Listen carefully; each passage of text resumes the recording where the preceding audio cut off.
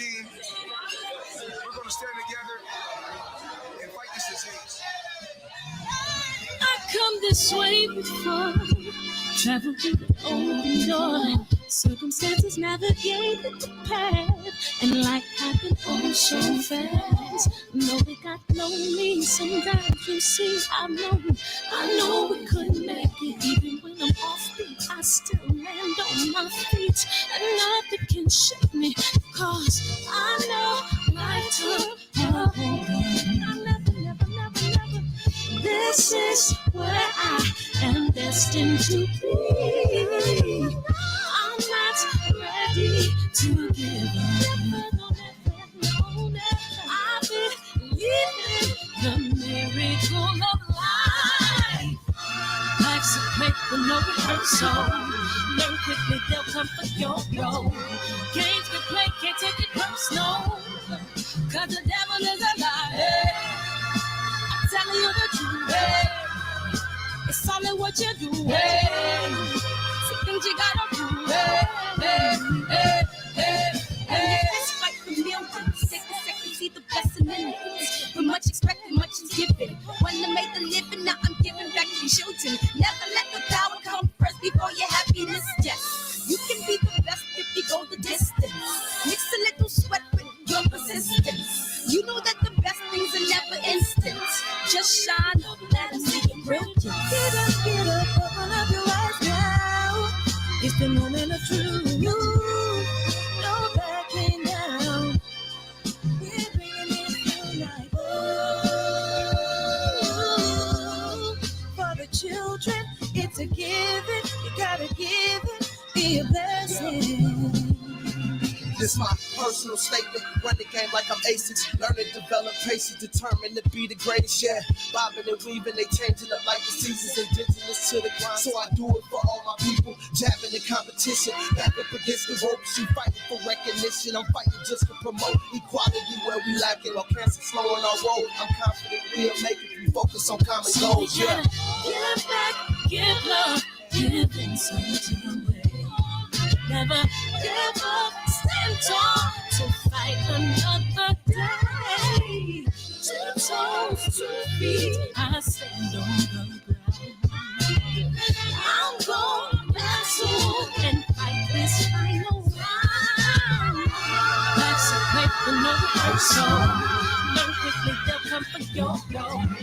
Games they play, can't take it personal, cause the devil is a liar.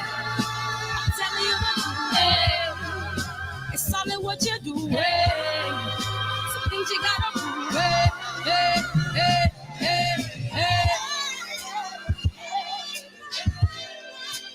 Dun, dun, dun, dun, dun. Hey, what up, my 5'7" partner, man? What it do, man? Let's start from the top.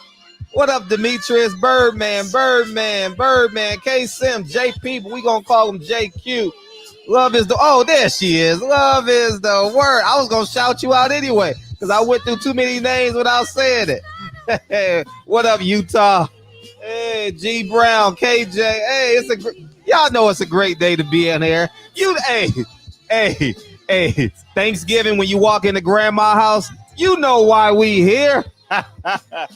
Brother Cole, man, M Square. What up, Willie? What up, Xavier? I am Jayla. What up, G Brown? Appreciate you, Mark West, coming through early, man. Thank you. Patrick Washington, love is the word. Patton, Supreme Tax, man. Thank you, man. I truly appreciate y'all coming in here, man. It's trailer time, y'all. It's trailer time, man. Click the link, man. And I'm going to cut this fan on. And, yeah, man, I appreciate you guys for supporting the film up early. Thank you, Mark West. Big Coat Gypsy Queen. Queen going night in 2 days. Night, nigga. You know, I mean, rest in peace to AJ, man. Johnson, man, the comedian, man, from Friday, man. Rest in peace to that brother, man. And yeah, I'm gonna play the trailer.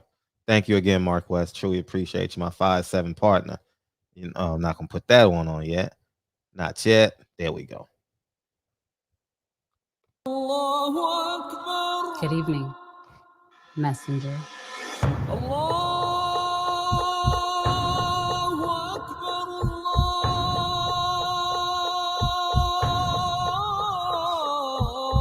convinced us that you were the last messenger.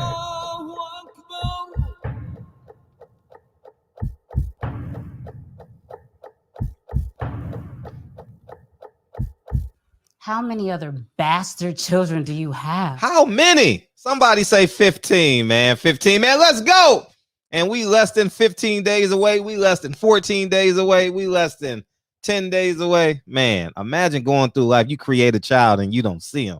My gosh, man. I appreciate you, man. Hopefully everyone got their merchandise, man.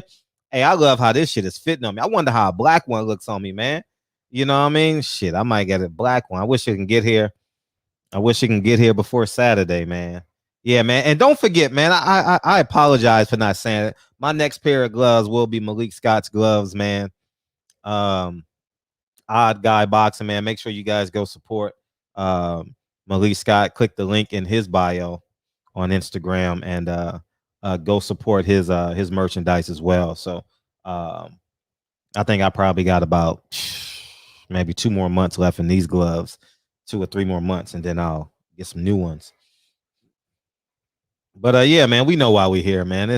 We 48 hours. We literally are 48 hours and about 10 minutes away. 9:15, 9:20, that fight should be over. Yeah, because it's gonna be none of them pre-fights are going 12 or 10 rounds if they non-title fights. So it's gonna be rather interesting, man. So we gonna open up the phone lines and have fun. I know y'all been waiting to get in here all night and express yourself. Take your time. It's no rush, man. We here. We ain't got all night, but we got some time. You know what I mean? And thank you guys, man, for supporting. Thank you guys for coming to the platform, man. I thank you. The numbers are up. The numbers are definitely up this week, and y'all know who the first guy calling in is, right? All right, y'all know who it is, man. If y'all need to go to the bathroom now, or you want to finish watching ESPN, or you want to go kiss your daughter on the forehead, now is the time. All right, Fred. I got firsthand information on Fury strategy. Fury strategy. I was talking over you. I'm sorry. Go ahead. I got firsthand information on Fury's strategy. You want to hear what it is? It's going to be? Of course, if you got firsthand information. Well, it's simple. I kind of hinted at it the other day. His strategy is basically the same as he had before, only times 2. They're just going to discombobulate Wilder. That's his strategy, to go in there and just do it twice as quick. Remember the last fight, he didn't get him out of there. He didn't stop it until the 7th round. Well, Fury wants to just go out full bore. Remember like what happened to Kid Chocolate? Remember when he got overwhelmed? That kind of scenario. By who? Jacobs. Remember Jacobs overwhelmed Kid Chocolate? Oh, he knocked him out in the first round. Think that scenario. That's what their game plan is. Okay. What do you think? You think it's gonna work? Nah, you can't. You ain't gonna be able to knock Wilder out in the first round. And Tyson Fury's never knocked anybody out in the first round. Yeah, but not necessarily knock him out. Just bring it to him real quick. Like, remember how he brought it to him quick, but he didn't necessarily do it all in one round like Jacobs did. I would agree that Tyson Fury is definitely going to try to dictate the tempo of the fight because of the confidence that he still probably possesses from the second fight, you know. So and Deontay Wilder is going to have to dead it right then and there, you know. And I think Wilder is strong enough, physically strong enough to dead that, you know. And I think he's more than capable. The goal is to get Wilder to unlearn the new stuff he learned and revert back to his old ways. And you do that by shock and awe. Go out there real quick and just get in. You remember how Fury did? He got in Wilder's wheelhouse real quick. And what he did by doing that, you know, he pushed Wilder back. Wilder can't fight going backwards. And then another thing people don't really talk about, there was some illegal shit going on. And Manon hints on that a lot in his videos. There was some headbutt. There was not headbutt. There was like chokeholds and he putting him under his arm and all this shit that Fury was doing. just to rile Wilder up. And Wilder fended off some of it, but it was just basically to get in his face and distract him so Fury could land some illegal blows. That's what the whole game plan was. Right. He's gonna attempt to do that. I mean, he's taller, so he's gonna if he realizes he's not physically capable of defeating Deontay Wilder, he's gonna have to try and he's gonna attempt to mentally defeat him, which could lead to mental mistakes. You get what I'm saying? Yeah. Now, another thing I told you before the second fight, and you were like, nah. I said, Wilder's body is vulnerable, Fred. You were like, nah. I said, his body's vulnerable. Wilder never really had to focus on people getting close to his body because he would keep them at arm's length. And when you're at arm's length with Wilder, that's the right hand in your face. So nobody was getting close enough to Wilder to touch his body. So he didn't have to worry about that in the past. But Fury, actually, with his distraction techniques that we just talked about, got in close enough into Wilder's wheelhouse where he could work that body. And, of course, he dropped him with body shots. So, I mean, what do you think? How do you think Wilder's going to respond to the body this time? What can he do to keep Fury off the body? I know here's what I know. When Deontay Wilder got hit to the body, I think he tripped. And his feet crossed. That's just his bad feet placement. You know, his feet crossed. He does that a lot.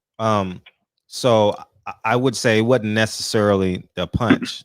It was bad positioning by Wilder. And I don't think Wilder's body will be an issue for Fury, because if Fury goes to the body, I think that Wilder will time him up. Wilder will set traps for Fury to go to the body. Fury don't want to be down there. Nah, no way, Fury. If he is down there, it's on the ropes. Meaning Wilder's back is on the ropes, but he wouldn't do that in the middle of the ring. No way, no how. Fury was launching the right hand a lot in that fight, and I was shocked because it was connecting, and he hit Wilder with some really hard shots.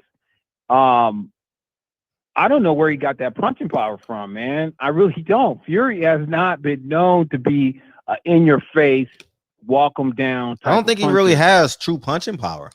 I think what you fail to accept is that Wilder has a dent in his head, and that I would be remiss if I didn't say that. Like I've never seen that injury, and I think I can't recall the first fight I've seen, but I would say it was around about 84, 85. You know, like. It's about like live, like that I can recall, but I know I've seen fights prior, but I've never seen that injury. I don't think a hand is capable of punching through a bone. Well, we just talked about the hematoma the other day. You know, that brother's head looked like a hammerhead shark. Okay. I mean, you can get a hematoma, you know what I mean, in the ring. We're not talking about hematomas. What's that? I'm going to tell you how rare that is. I'm gonna tell you how rare. I remember watching.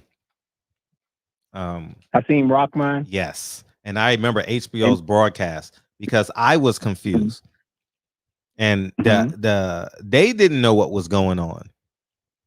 So I know a dent. I mean, that would blow their mind because they didn't understand what a hematoma is. I think that was the first time that those three had saw that together as a group. You get what I'm saying? So I was shocked watching the fight. I watched that fight, and I was shocked at the way his head kind of.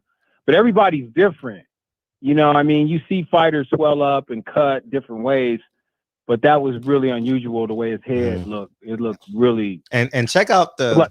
And so I'm only talking big fights. The distance between that hematoma and Keith Thurman's. I know Berto had Hakeem Rahman, Berto, Keith Thurman. So that's how rare that is. Yeah, Keith Thurman had a big old knot. Yeah. He just had a big round knot on top of his head. I forgot about that. Yeah. Who was he fighting? Do you remember? Guerrero, right? No. Robert Guerrero. I remember that. I watched that fight, and yeah, Keith Thurman had a big knot on his head. Big old knot. Yeah. Well, you know, here's the thing. Fury's game plan, I'm going to be honest with you. I actually expected Wilder to win that fight. I knew Wilder would get exposed eventually based on just what I know about boxing. But I didn't anticipate it would happen that fight. Me and you had a big conversation before that fight, and we all said, hands down, Wilder should win this fight, especially after the outcome of the first fight. I thought Wilder knocked him out. Wilder's going to win this fight. That was the longest count. That was the longest count in boxing history. Wilder knocked him out. They should have counted him out, period. Any way you look at it. But anyway, I didn't expect Wilder to lose the second fight. So now that Wilder lost the second fight, I look back and reflect. I'm like, I've never seen Fury like that. Fury came out and he just dominated. He had fight. Some sort of advantage that he knew about, because Fury never has been that aggressive. He's not even that aggressive outside the ring. You know, I've interviewed Fury 5 to 7 times. He is not a leader of the conversation. He is your friend that cracks jokes. He's not the guy that makes the plans to go out when y'all go hang out on Friday night. That's not Fury. Fury is the guy that perceives to be the cool. So he knew he had an advantage that night. He definitely knew he had an advantage, because he's not a leader like that. He's not even in terms of his personality, he's not. Nah, not at all. Because if you look at the way he fought in the first fight and you contrast that to the second fight, it's like two different people. Because in the first fight, he was more offensive, defensive, as opposed to being offensive. He was, dodging, evading blows and on his toes and boxing and all that stuff. But the second fight he came out, it was all offense. He was in Wilder's face. He was throwing left and right. He was throwing that right hand. It was just like he just was dominating that whole fight from the minute the bell rang. I was shocked. And what was more, I think Wilder was shocked. Wilder was like, "What the fuck? Who am I fighting?" I'm sure Wilder wanted to make some reactions, but he just couldn't. You know what I mean? Yeah, his adjustments were far and few between. Wilder, I don't know. The first couple rounds, Wilder fended him off as best he could. But after the third round, he hit Wilder and dropped him, and that was it. After he dropped him that first time, Wilder had that nip on his face, like, okay, now I'm in survival mode. And once Wilder went into survival mode by the 5th round, he was just taking a lot of punishment. Some people thought that they should have stopped it in the 5th round. I'm one of those people. I think they would have been better off stopping it in the 5th round, just so Wilder could prepare for another fight. I don't think he needed to take that extra 2 rounds. What do you think? I'm gonna have someone else respond to you. Your best friend is here. Who? I got a lot of friends. I can still hear. It's kind of low, but it's all good. Mr. Tyron Brown is here. Why don't you put somebody on who knows something about boxing? Is this John Singleton? Is this the nigga that had the? Tyrod don't know shit about boxing, man. Is this the nigga that had on spandex on your show, bro? Yeah, whatever. Yeah, that's it. You don't want to get broad straps on your show, bro. You get in the ring with me, and you're going to ICU. You're going to the IC. Do you live in LA, bro? You know what I mean? Do you live in LA? I'll lay you on your ass. Do you live in LA, bro? I would drop you in front of your mom. Do you live in LA? Right? Do you live in LA? Make sure she don't come to the fight. Do you live in LA? Make sure she don't come to the fight. Oh my God, bro. Do you live in Los Angeles? Anyway, nigga, what do you got to say? Why are you here? Why are we even talking to you? I asked you the question. Do you live in Los Angeles? Can you suck my dick? Oh my God. What's your point? Okay. What's your point, boy? All right. Yeah. You don't want to ever see me coming in. When you see me coming, motherfucker, that means your life has been uprooted. Okay? You don't want those problems, nigga. Now, what's your question? I don't have a question for you, bro. Any last words? Well, I'm gonna tell you right now, your boy Wilder, he's looking to get knocked out again, man. I mean, he's looking to get knocked out this time. He got stopped last time. I'm thinking If they execute this plan, he's going. Man, get off the line, man. You've been on long enough, man. Get off the line. I'm gonna see you Saturday night, man, and you better call in.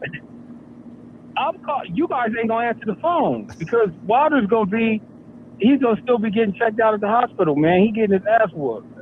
Peace. He's gonna get beat down. Peace. Later. I appreciate you, Gone. What's up, Tyron, man? How you feeling, man? I'm feeling good.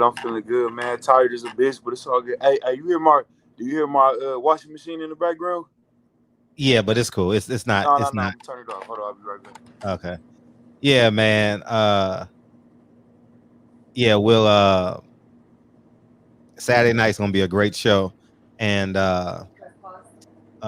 yeah, man, I'm just happy to be here, man. Tyron hit me, was like, man, I gotta get something off my chest. So I'm like, shit, come in tonight. Shit.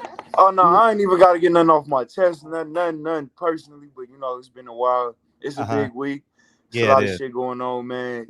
Boxing, you know, like I said last time, boxing been kind of disappointing this year, but it looked like we're gonna end the year off nice though. So it's a lot of engagement going on, like to finish the year. I would agree, especially November. November is exciting.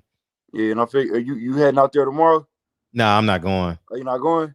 Man, no, are you going to Vegas? Nah, my little cousin from Florida is out here for his birthday and shit. So I gotta you know, show him around the city and shit. So you won't be watching the fight? Yeah, no. Come on, bro. I'm about to say, where you watching the fight at? Where you watching the fight? I don't know. I'm either gonna order it at the house or hit up a bar or something. Probably just order it at the house though. Okay. Well, hit me then. Yeah, for sure. Hey, what you got? So Wilder Fury 3. Man, bro, like, man, it's so tough, man. I wanna believe in Wilder, you know.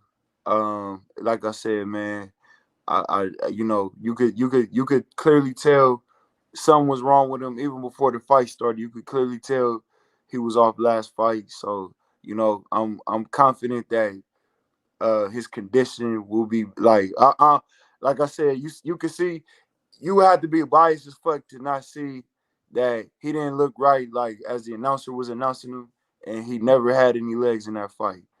You know, I won't even talk about the other shit because it is what it is.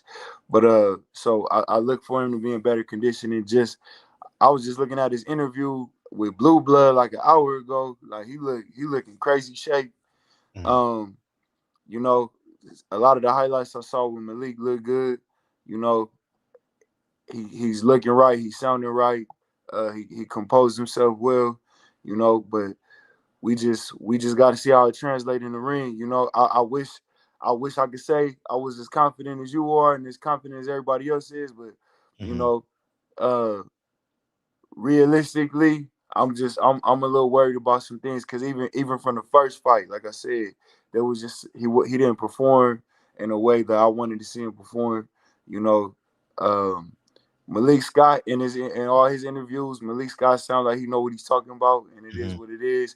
And listening to Malik talk has also brought my confidence up a lot. Even just watching one of the episodes, it seemed like Wilder was doing his road work, and I remember he was kind of bragging a couple years ago how he doesn't do road work, and that kind of concerned me. So just seeing that, man, it got my confidence up, man. But it's a tough fight. Like I said, regardless of any other shit, Fury is a skilled fighter, you know, and it's just we'll see what the moment present to us. No, you're right. Dana White, I wouldn't be surprised if Team Fury manipulated his gloves by beating them against the wall. Horsehair are easy to manipulate. I think they're gonna have the trainer there the whole time, I think. So hopefully that doesn't happen. It is a tough fight. And I did a video on this last week. I said, no, Fury's the best heavyweight in the world. And let's hold him to that. Yeah, I saw that. Yeah. You know what I mean? Like he's the best. Don't change it. I was being sarcastic as well as I was being honest as well. Is that no, keep the same energy. He is the number one. And when Wilder beats him, he deserves that level of respect. And it's the thing with that, Fred. And you know, like I said, salute to guys like you. Salute to guys like you that that push those real narratives out there. But you already know, man. If it happens how we want it to happen and how it should happen, you already know they're gonna allow the excuses to be made for him. And Tyson Fury is clever enough. The excuses are already pre-built, so he won't have to say them afterwards. You know, he'll say, "I'm not gonna make excuses about nothing," and he'll let the media paint the narrative. Oh, his daughter was born. His daughter had, birth complications. Oh, it's a letdown. He was supposed to fight Joshua. All of that.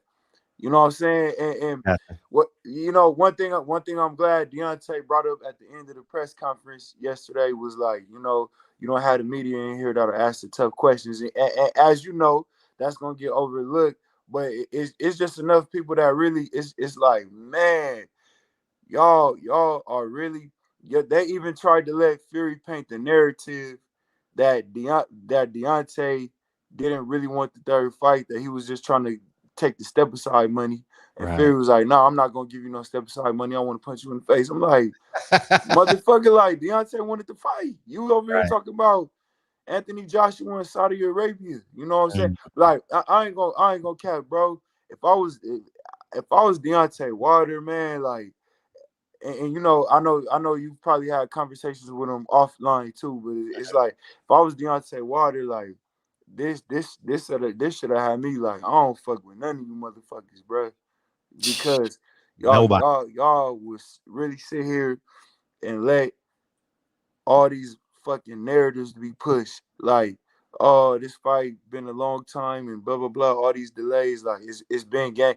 Like, first of all, Bob Arum has been a bold-faced liar for his entire career as a promoter.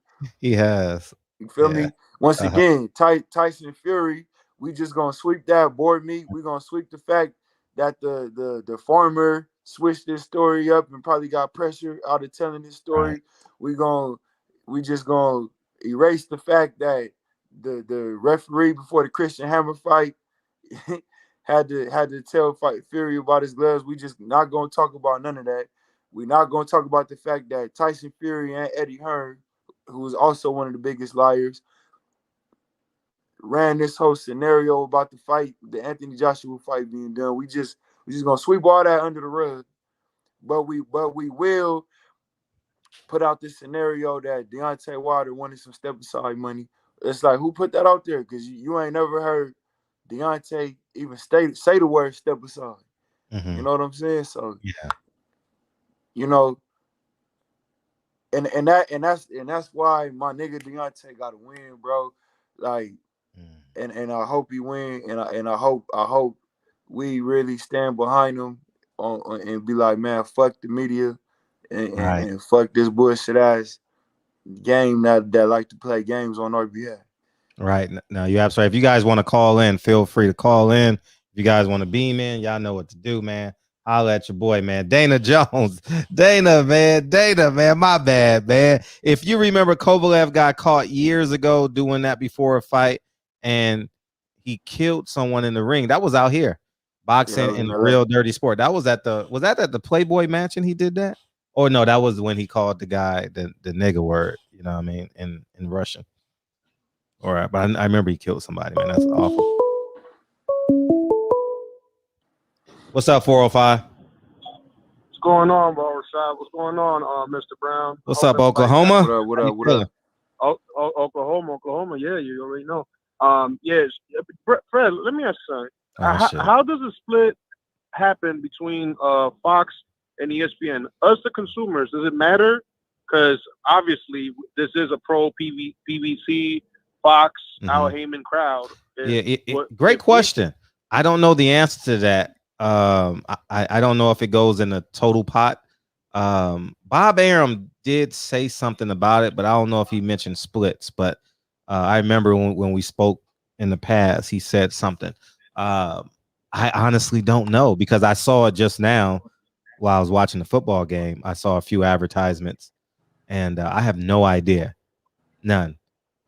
Well, yeah, that had me curious and whatnot.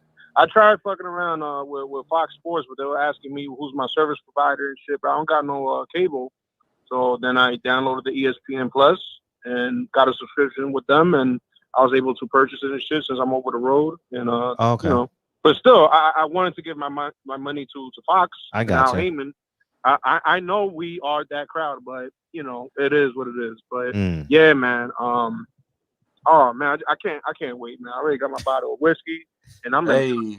Yeah, he got his white girl too. He got his white girl over there too. I ain't no motherfucking cokehead, man. Fuck you. Oh, okay. Hilarious. Yeah, I'm sorry about that, Fred. I love you. Oh, don't worry about it, man. See, that's cokehead behavior right there. See, so what's your prediction, bro?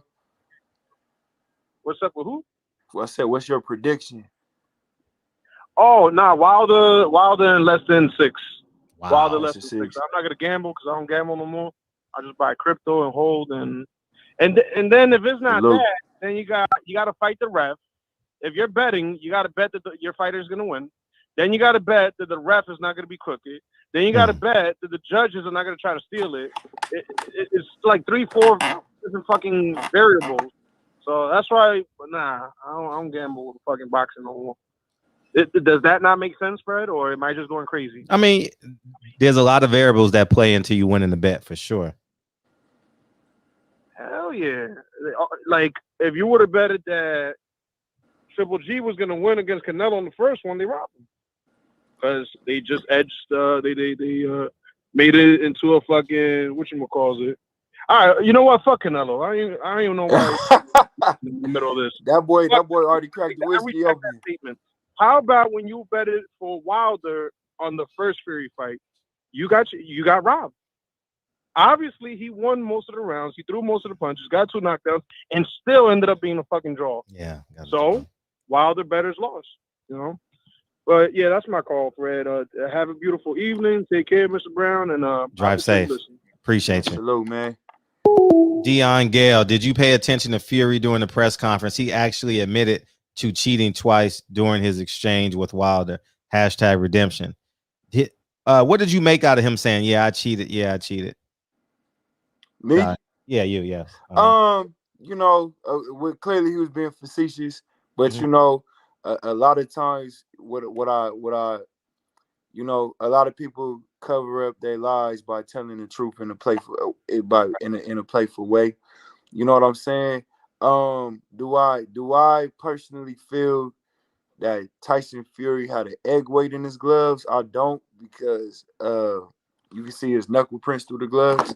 You know, so I don't go with every claim that Deontay Wilder made, but you know, his gloves was definitely manipulated. Like, you can't get past that. You know, and you know, like I said, man, we not, you know, Tyson Fury wasn't much of a household name outside of boxing before these Wilder fights happened, and he's done a clever job of making himself a household name. But those of us who been knowing Tyson Fury for years in the boxing world, he was never an honorable dude before. You know what I'm saying? So I don't put it past him, and you know, he's manipulated the media to be on his side, so he know how to, you know, he know how to position that. You know what I'm saying? And you know, his conscience gets to get that off of his chest while also playing around and make it look like a joke. I'm glad you mentioned that, because that get lost in the sauce is that he's cheated so many times prior to 3, and that doesn't get mentioned in his bio. You know, when they mention him, like the one now that you mentioned, I didn't think about it till now, along with Kate Abdo saying about the about Wilder's claims. One question was, do you regret the claims? I thought that was framed a little bit weird, but now that you said that, she should have came back at Fury. You have a history of cheating. Right. Is there any shouldn't that give Deontay Wilder some credence that quite possibly that you did cheat? Right. And because that's what I don't like I said, and I stand by what I said last year, and I know a lot of your listeners took it the wrong way. You know, I wish Wilder kind of would have approached it in a different way strategically, but that's just my thoughts, because I feel like Wilder kind of gave the media the opportunity to spin it and play their games the way they do. I feel like he kind of fed into it a little bit. But I still was rocking with Wilder disposition though. But it's just like exactly, but nobody in the media at all, and even as Deontay Wilder has put it out there and even put it out there in the press conference, nobody is following up behind that when the shit is out there. You know what I'm saying? We let Tyson Fury run with this whole cocaine bullshit narrative when we all know that was the cover up for getting caught in between the Klitschko rematch. And we act like, once again, he signed this deal to fight in America and all of this and blah blah blah. He was banned in the UK. He was banned. He didn't have all that time out of the ring and shit like that, all because of this crisis. He was banned. Right. He was banned. This isn't me. This isn't a Tyron Brown allegation. This isn't Fred running his propagandas that y'all say Fred run. That's a fact. He was banned. Propaganda, man. Call me propaganda. What's my nickname? The agitator. Yeah, the agitator. Sure, for sure. We got Deacon in. What's up, Deek? Hey, man. Too blessed to be stressed and highly favored. What's good, fam? Hey, I'm good. Yeah, and on cue, I am the one that you was talking about that ruffled, that you thought feathers was ruffled when you was talking about Deontay last time. Yeah. It was some things that you said that I disagree with. That Tyson Fury manipulated the media to get on his side. I don't think it was that. I don't think it was that, brother. See, because when you look at Tyson Fury, what do you see?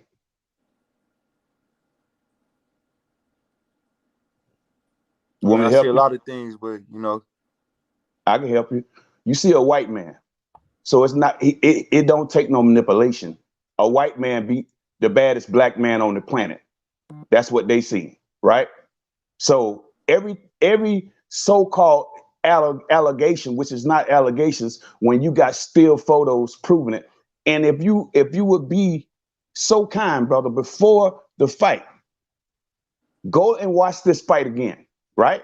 It took a lot for me to do that, because it was like me watching my blood brother go through something. Facts. And I couldn't do a damn thing about it. I had to sit there and watch it. That shit was the last time I felt like that about a fighter in the ring going through something was Roy Jones' first loss to Tarver. I'm gonna be honest with you. This might sound crazy what I'm finna say to y'all. I really want to put one in Tarver's head, bro. I almost shot a hole in my television that night.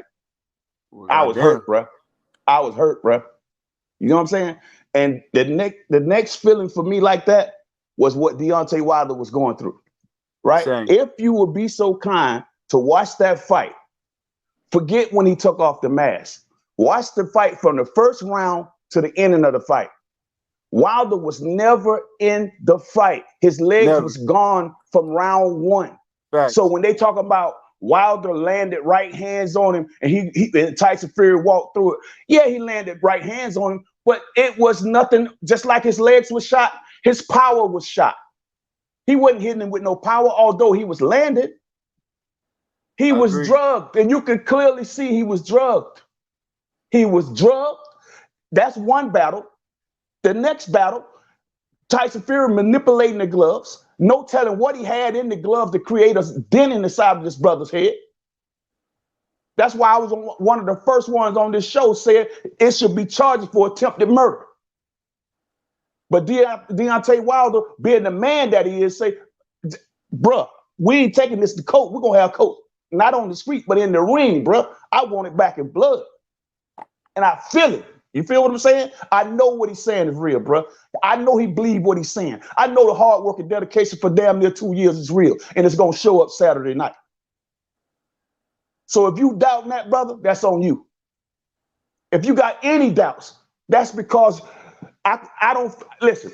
I'm not mad at you, but you in a white society where things has been whitewashed, and it's easy for your mind to sway that way because sometimes when the hero is always white, and you used to seeing the white hero, whether it's cartoons, your favorite movie, or whatever, it's always glorified. Even when black people, children go missing, you don't hear about it. But when a blonde hair, no, listen, God bless them. But when they go missing, it's all over the television, right? Because they are the face that they want to be uplifted. So when they see one of our kings fall, in the face of evidence, they'll tell you there's no evidence. There's none.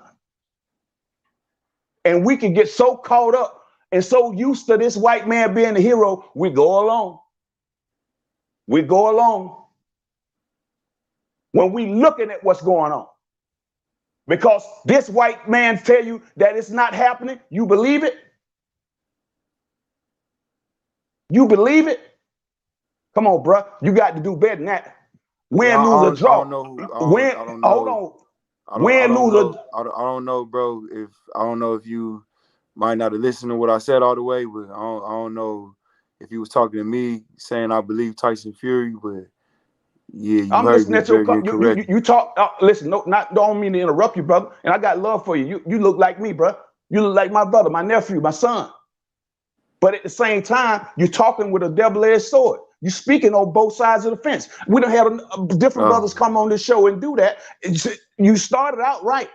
You were speaking your piece, but then you try to straddle the fence. You say, I'm with my brother. I don't straddle the fence, man. I look at everything from all angles, bro. I don't never straddle the fence on nothing, but I don't never walk into nothing just with a blind one-sided eye, though, for sure.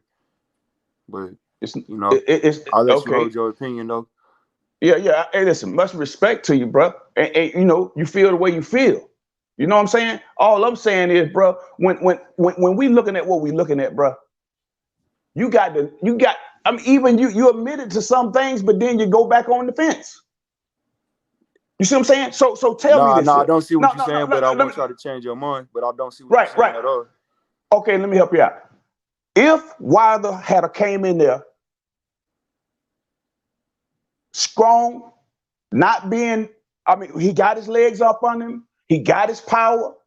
Tyson Fury not being able to manipulate his glove, it's on an even playing field. How you think that second fight would have went, brother? And that's once again, you weren't listening. You were probably listening emotionally because I didn't focus on the second fight. I said it was things he was doing in the first fight. I heard that about not staying composed. Listen, so I heard that. I didn't mention the second fight. I said from the second fight, you could tell you can't take nothing from it because you could tell he was out of it since before the fight. But the first fight, there was times when he wasn't staying composed, and I said it seems like he got that composure, and it seems like Malik got his shit calm, and he composed himself well at the press conference yesterday. And so I just want to see that play out on Saturday. That's exactly what I said. I heard everything you said, brother. I'm not adding nothing from your conversation or taking nothing from what you said, brother. I'm just listening to you and responding to you, right? I'm responding to the things that you're saying. You gotta respond correctly though, because I didn't mention this. You just tried to make an example of if he was strong in the second fight, none of that would have happened. But my point of concern had nothing to do with the second fight. So what you just tried to respond to me was irrelevant because I didn't talk about the second fight.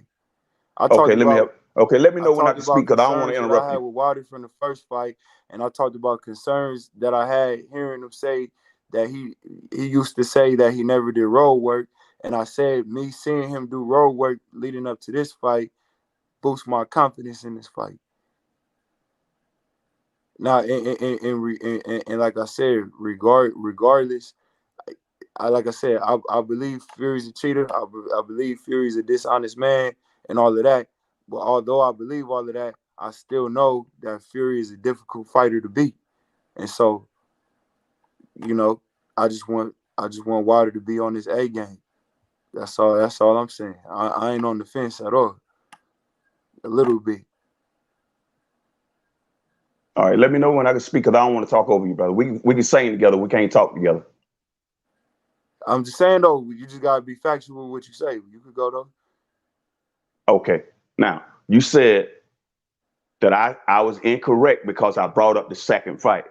I said I listened to your entire conversation. Did you not bring up the first fight? Did you not also then bring up the second fight? You talked about the entirety of the whole journey of him. I heard even when you said about the road war, I heard everything that you said. You can't tell me what part of the conversation to respond to. All right, man. I mean, come on now. You just said that I'm coming at you with untruths. Let me know where I'm faulty at, bro. All right, I just let you know, but you don't want to hear it. But all right. Okay, did I say anything wrong just then? Did you not bring up the second fight as well as the first fight? I didn't bring up the second fight as an example as to any of my concerns going into this fight. Okay. I listen. I don't want to seem like I'm trying to interrogate you, brother, but I'm just trying to. I got an opinion about the things that you stated here tonight, and rather you listen. If you're uncomfortable with that, I'm you're not in the uncomfortable barbershop. with nothing, bro. I'm okay, bro. I'm okay, comfortable at all times. okay, bro. okay. Hey, bro, ain't nothing but love for you. No disrespect. Don't take my energy as a negative towards you, bro. But at the same time, understand my love for this brother is real, and I believe in this brother. Win, lose, or draw, I believe in this brother because everything that he told his daughter, he have accomplished that, brother. Bro, hey, I love you too. If he don't do nothing else right, he honored that promise to his daughter, baby boy. You know what I mean? And I salute Deontay. I'm extremely inspired by Deontay. Fred told me Deontay was in the Valley training one night. I dropped everything I was doing and pulled up to go see him. Right. I allowed myself to step outside of my comfort zone and be disrespected by boxing media just so I could pull up on Deontay and interview him before, and that ain't even what I do. I got, you feel me? You feel me? I got super love for Deontay. I got super love for him. I want him to do well. You know what I'm saying? And any concern that I had about Deontay was always from a place of wanting to see him do well. You know what I'm saying? It don't come from no negative place at all. You feel me? I'm gonna be like that. If I do, and to keep it G with you, Deacon. Even though I don't agree with where you were going, I appreciate that somebody that see a young dude that look like him would call him and feel like he got to check him on that. I salute OGs like you because that's what helped young men like me develop. So even though I don't agree with you, I salute the gesture for real. Hey, it's all good. Listen, man, there's nothing wrong with a back and forth, man. That's what men do. You know what I'm saying? You know, whether we sitting up under the tree in the hood, you know, whatever, we can have heated conversations. And again, that's how we do develop. You know what I'm saying? Because sometimes, say if you got a son, and if you keep him so shielded from life, right? And you don't expose him to sometimes even heated conversations, then when you do let him go into the world, he won't know how to respond. You feel what I'm saying? Yeah. So these things, although heated, are healthy as well. Yeah. Just like if you remember the last time, I think it was about a year ago, and I said my concern with Deontay Wilder was that he might have yes men in his corner. Somebody on his team, Fred brought somebody on his team here, and he broke down to me how they team work. Who am I to go against that? You really with dude. So your word is way more, his word is way more solid than mine. And so and so me, like I said, as a man, I accepted that because somebody that's really in Deontay Wilder camp has his words have way more deference than my words have. You know what I'm saying? And I could if I'm wrong about something, I could admit I'm wrong, and I can honestly say, even just from hearing Malik Scott talk like in him saying he's been fighting with Deontay and Deontay's stubborn, but he gonna keep fighting with him because I need you to do these things. That once again, that humbled me and that shut me up. And I'm like, okay, Malik Scott ain't no yes man. Malik Scott just really wants to see his dude win, and so he's gonna say the things that encourage his spirit. And so I could humbly admit I was wrong on that. And it's nothing for me, man. I'm always with a conversation. And the brother you talking about was our good brother Tay Jones. There we go. I couldn't remember his name at the time. There we go. Yeah, it was Tay Jones. Yeah, hey man, peace and love, man. I appreciate that, man. Y'all be good, man. Appreciate you, Deke. Absolutely. One love. All the time. Jay Cooley. Shout out to Gangsta Fred, man. Shout out to Arkansas, Memphis, and Oklahoma. Stay strapped up, motherfucker. Stay strapped up. Dart, man. I mean, yeah, Dart. How you pronounce that? D'Artagnan. Oh, D'Artagnan, man. Yeah, I had a friend in middle school named D'Artagnan. What happened to D'Artagnan, man?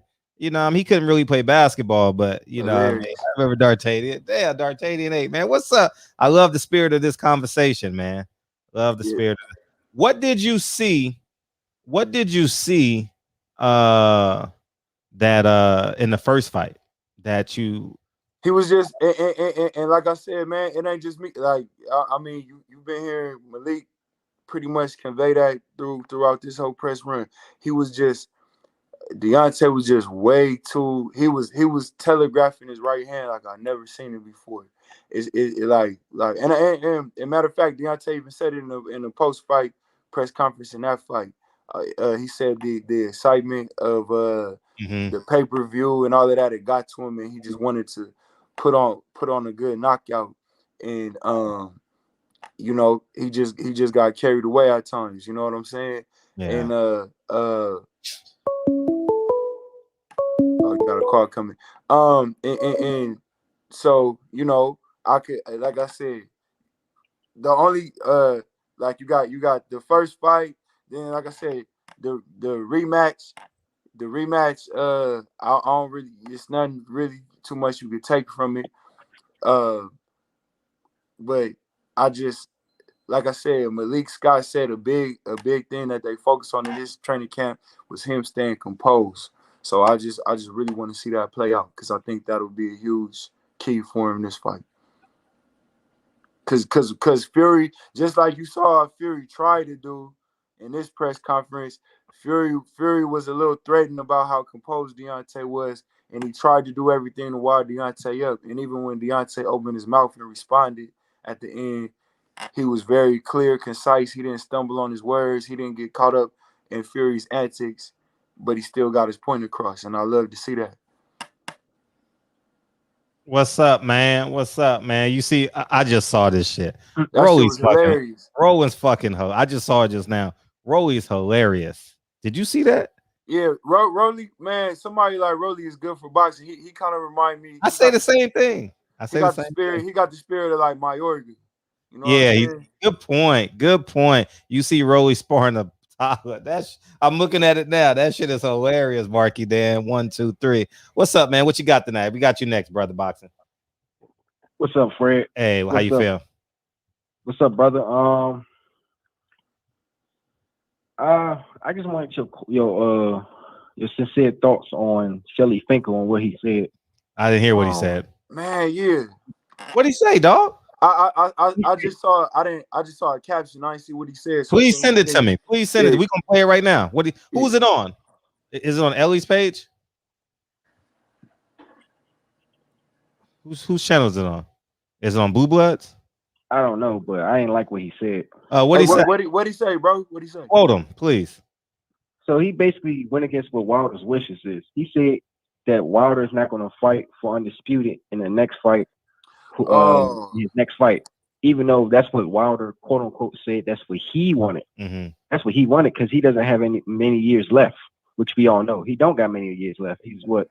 Yeah, he got more years behind him than in front of him for sure. Well, did Finkel say that in the sense of because it's already confirmed that Joshua and Usyk are gonna have a rematch? I mean, for me. It could be looked at that way, but it doesn't matter. Wilder already said that that's his next fight. He wants to fight for undisputed. He don't want to waste no more filler fights. He's He's already established. He needs big fights at the big fights at this point. And I agree with him on that. And I think we all agree. Wilder's 37. He's pretty much near the end of his prime. And he needs big fights at the big fights to finish up his legacy. And that's if Usyk wins, give him Usyk. If AJ wins, give him AJ. It doesn't matter. We wanted to see the best versus the best. We're all old school boxing fans. We want to see all these guys fight, whether it's Usyk versus Wilder or Joshua versus Wilder. We just want to see them fight. And Wilder deserves that.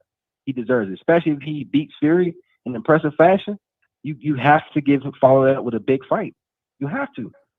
You have to. It doesn't make no sense for Finkel to come out and say that shit. Like, he's not a baby. He's not a guy who's a prospect. He needs these fights. I didn't like what he said. I hope somebody questions Wilder on that or question Finkel on that. On why would you say that? I mean, it makes no sense. What you think about that, Fred? I got to watch the full interview in context. So that's why I was asking who planned it, because we could play it. No, this dude is not just saying anything. You could go find it yourself. I see what you're saying. Mm-hmm. You can think I'm lying. I'm not going to just say anything out my ass. No, it's true. It's facts. Go look it up. Don't be lazy. Go look it up. I see what you're saying in the chat. Go right ahead. Yeah, I got a lot of catching up to do when the show is over. I got a lot of catching up to do. And what do you think about how many pay-per-view buys Tank versus Rolly will do? I ain't buying it. Oh, it's a pay-per-view? I'm not. Yeah. I'm boycotting it. Matter of fact, I'm telling people I'm boycotting that shit because I'm tired of. I'm not gonna sit side and be pimped, especially when I got my own platform. It's been too many. It's been way too many pay-per-views this year, bro. Yeah. So now the fans got to make a decision. Do you get Terrence Crawford, Porter, or do you save your money and wait for Tank Davis? I mean, look, Tank is an exciting fighter. You know what I'm saying? And he's done a nice job building his social media and getting aligned with this generation of entertainers and shit like that. But come on, dog, him versus Rolly, that's not. I mean, it's people that'll buy it. You know what I'm saying? Like I feel in a sense because Tank is for the young generation. Tank is a household name beyond boxing, so he might even and Rolly Rolly could sell the fight just off people who don't know who he is, and then he could put some highlight clips together. And I think they could get some of those. I think they could get some of those like Jake Paul-ish type fans to buy the pay-per-view. I can't see really too many boxing fans buying that. If Steven Espinoza is smart, they will pair Jake Paul to help sell that fight. They will help pair it with him because he will bring more fans to watch that fight. You think that's a great idea if they do that? Nah, Jake Paul the headliner. It's sad to say. It's sad to say, but Jake Paul is a headliner. Yeah, he's a headliner. I mean he promotes it. Like Jake Paul can promote it. He don't have to like headline. Oh, I see what you're saying. Oh, like talk shit about it or some type of video. I don't know. I think he should. I mean, Rolly's already selling it. You saw what he did in his latest. That shit is hilarious. Yeah, he already selling it. So I mean, do y'all got predictions? How many rounds it goes? Anybody? I mean, he could do what he want with him. Like for real. He can. Tank. For one, Tank like to start slow. Tank like to start slow, and then Tank like that contact that like kind of amp Tank up. So I'll say 5-6. And the knockout it's gonna be a hilarious knockout. Yeah, it's gonna be hilarious. Like I don't know why they putting that on pay-per-view. Just to put things in perspective in terms of LA, the Rams got a late game that day at 1:25, and the Lakers. Yeah, and the Lakers play the Clippers that Friday. So it's not going to be much money left in LA. It's really not going to be much money. Oh, the fight's in LA? Yeah, the fight's in LA December 5th on a Sunday. So Carson or Staples Center? Wow. Staples. So again, I'll repeat. The Lakers play the Clippers December 3rd. Everybody in LA is going to that fight or going out to watch that fight because it's on a Friday. And the Rams play the Jacksonville, and they always gonna get 50,000-60,000 people in that arena. So it's not much money. It's not much money left in LA for that fight. Hey, Fred, but your guy on the phone right now just said some genius shit. What he say? Because Jake Paul is with Showtime. So if they get if they get Jake Paul to talk about it, and it can help promote Jake Paul's next fight as well. He could get it's enough. It's enough. Look, it's enough motherfuckers in LA that want that spotlight though. We need to boycott that fight. I'm gonna keep it a buck. If we want to see what? Shout out to 7. Let me get 70. Shout out to 78, man. Thank you, man. You up late, man? I've been shadow boxing all week, fasting from sandwiches. Let's go, champ. Wilder in 4 or less. Go ahead. Hey, 780, if you still tapped in, what up, man? My name Tyree. Me and your wife. I mean, wow, that's crazy. Me and my wife. That's crazy. Me and my wife watch your shit, man. You hilarious as fuck. Like when you running your stories with the scenarios. Yeah, stories are the best. That should be having me dying, man. Salute, man. Salute. But I honestly though, what my guy on the phone just said, if they get Jake Paul, I'm in the entertainment. I'm in the entertainment where it'll be enough people that would want to show up to that fight. No, we need to boycott that fight. And two, I'll say this: Jake Paul has his own promotional company. He's not giving Floyd nothing. You know what I mean? Not as it pertains to that. Oh yeah, Mayweather promotion. Yeah. I just thought about that. He ain't. Yeah. All right, Fred. I got one more question. And I'm about. What do you think about Teofimo on camera saying he's going to bet 100K on Rolly to knock out Tank? What do you think about that shit? Oh, and Devin Haney's at the fight too, man. Hopefully he pulls up on T.O. too. He's at the fight. Yeah, they'll bump into each other. I mean, it's all for camera takes at this point.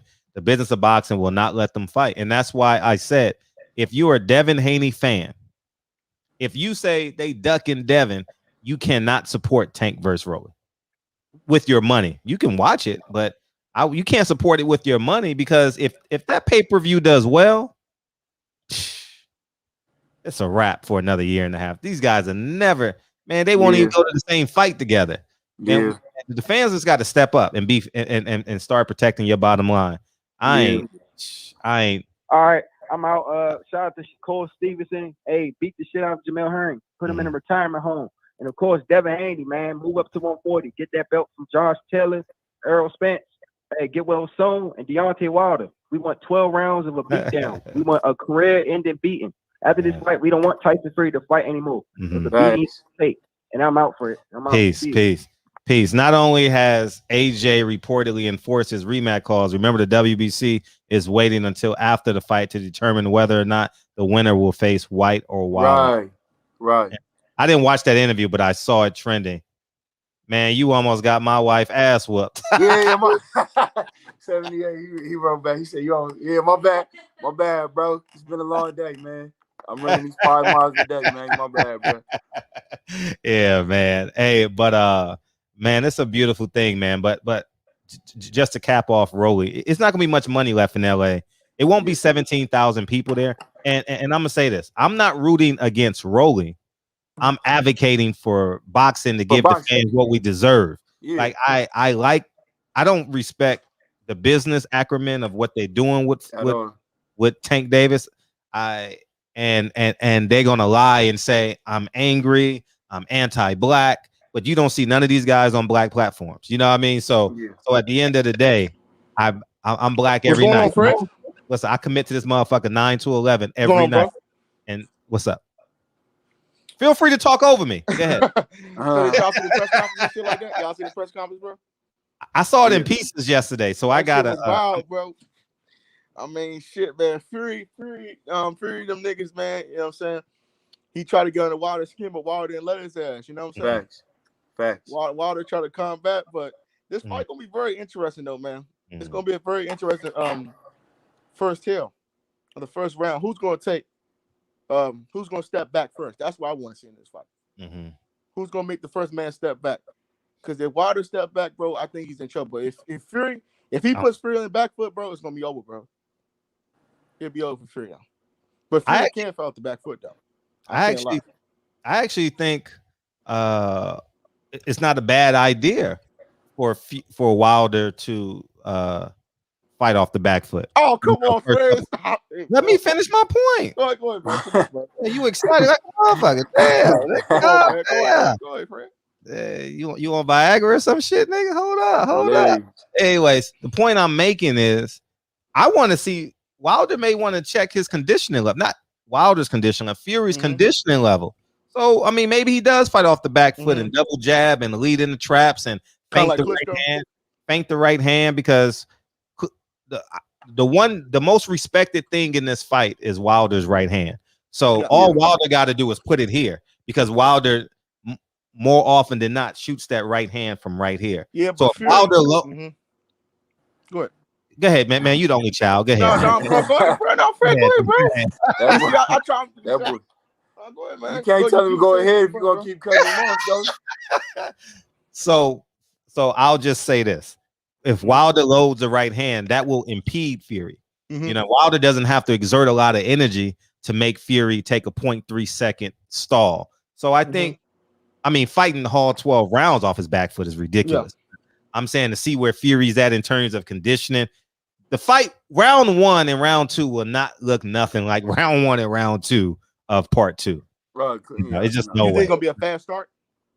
I think it's gonna be a fast start on both of them. Damn, man, it's gonna be crazy, bro. But I just I want Wilder to win, bro. But I'm still gonna say this is gonna be his hardest fight in his career. I think why I still got the 8th round TKO though. I think Fury can survive. I think Fury's going to duck one of his right hands. But I got Wilder TKO on him, bro. Still, because I think Fury got good head movement, bro. We can't take it away from Fury. He got the good herky jerky. You know what I'm saying? And he got good footwork. And he got good. Also, Wilder cannot fall for those feints either, bro. Oh, he hung up. We got brother. Oh, that was him, but that was it. Oh, go ahead. Okay, that's you. Go ahead. Yeah, I'm just saying, like, Wilder cannot fall for his feints, bro. You know what I'm saying? But he gonna fall for something, because that's how good Fury is. But I think at the end, bro, I think Wilder, we will have a new WBC heavyweight champion in the world, bro. His name will be Deontay Wilder. But we just got this will be his hardest fight, man. I don't care what people say, man. I told people, Fred, it's gonna be his hardest fight of his career. I mean, I love Wilder, but bro, man, Fury is something different, bro. The dude is 6'9" that can move like that, bro. He's just not your average heavyweight. So no, and I agree, and I'm glad you said that this is Wilder's toughest fight. I want everybody just to stay where we are from February 23rd, 24th. Yep. Yes, this is his Wilder's toughest fight. Yes, Tyson Fury is the best fighter in the world. He's on everybody's pound for pound list. I said it sarcastically, but you still got to put him in that in his proper place. So, as we started at the top of the show, Tyron eloquently said what they're going to do, and they're going to do it. But when Deontay Wilder beats him, I think everything transfers, you know. So and Top Rank's gonna drop him because there's no more money in Tyson Fury with Josh. Fury gonna be done after this fight, man. And I'm surprised no one has asked Bob Arum that question, because someone's gonna ask him now because they're watching. But if Tyson Fury loses, are you just gonna let him go? And Bob is because the UK really don't like Tyson Fury like that, bro. Can't fight in the UK. You can't, you can't. Because that drug situation. So yeah, you can't fight these. So damn. That's why they fight was gonna be in Saudi Arabia. Yeah, you know what I'm saying. But nobody wants to talk about that shit. It was gonna be Saudi Arabia, and also they said Wembley or some dumb shit like that. But he don't even got a license, so I heard the second fight, if they was gonna do the rematch, gonna be in Wembley. Man, you heard Eddie Hearn say a lot of shit. Facts. But Fred, I'm gonna go now, man. Y'all have a good day, bro. Thank God. Appreciate you. Bye. All right, peace. Mark your dad. I was gonna say Wilder. I mean, Fury ain't ducking no right hands. If he is, he will lose the fight. and not saying that I really wanted Wilder to take Floyd up on his offer, because we know what that was. But I want to see that Floyd straight right to the solar plexus, man. I want to see that. You feel me? I think Fury's whole body will be in place. you know, I think Wilder is going to be center mass for a long time. Wilder shoots guns, so center mass will be crucial in this fight. Hopefully, Marky Dan, appreciate you coming back, man. Wilder gonna send Fury to the land of wind and ghosts. That's the goal. That's the goal. Tino the Great, man. Wilder didn't respond well to that stutter step and the fighting off the back foot. Wilder gonna have to apply the right hand to the other limbs to break him. He didn't respond well. Go ahead, Tyron. I know, but I agree with you, and I'll just say real quick. The first fight, he landed a nice right hook to Tyson Fury body and just never threw it again. That's it. Yeah. Wilder will not resemble what he looked like in the second fight, man. Like I said, I don't even talk about the second fight. I don't believe that one bit, man. So in terms of game planning, no way, no how. You know, no way Fury just can walk down Wilder, man. I mean, nah. That doesn't even happen in like A-level fighters versus D-level fighters. You know what I mean? It don't happen like that. So I'm just, how calm are you, Tyron? I'm calm, but I'm nervous as fuck. I ain't gonna lie, bro. I'm calm. You know, like I said, the only thing I take away from the second fight is I know Deontay is not gonna come in the ring in that condition. So like you, especially people in the UK are just hilarious to me. You know what I'm saying? So like you just hear all of them. Yeah, I think there's no need for this third fight. It's gonna be more of the same. It's gonna be more of the same. And I'm just like, come on, like, dog. Deontay Wilder's legs was never in the fight. You know what I mean? Right. And like I said, even the second knockdown that was to the body, it wasn't even a hard shot. It was Deontay was stumbling backwards because his legs was off balance. Yeah. You know what I'm saying? Like you, like, right. You know. So it's just so the like I said, I'm looking at it. I'm looking at it from the first fight and saying, all right, what have they changed in his demeanor? What is Malik Scott changing his demeanor? The second fight really don't mean nothing to me because, like I said, just like I know we're not gonna get the same Deontay in the second fight. Fury knows that, so he's not gonna be as confident to try to walk him down as he did in the second fight. You know what I mean? So you know, so you know, like I said, I want to see Wilder with a disciplined body attack.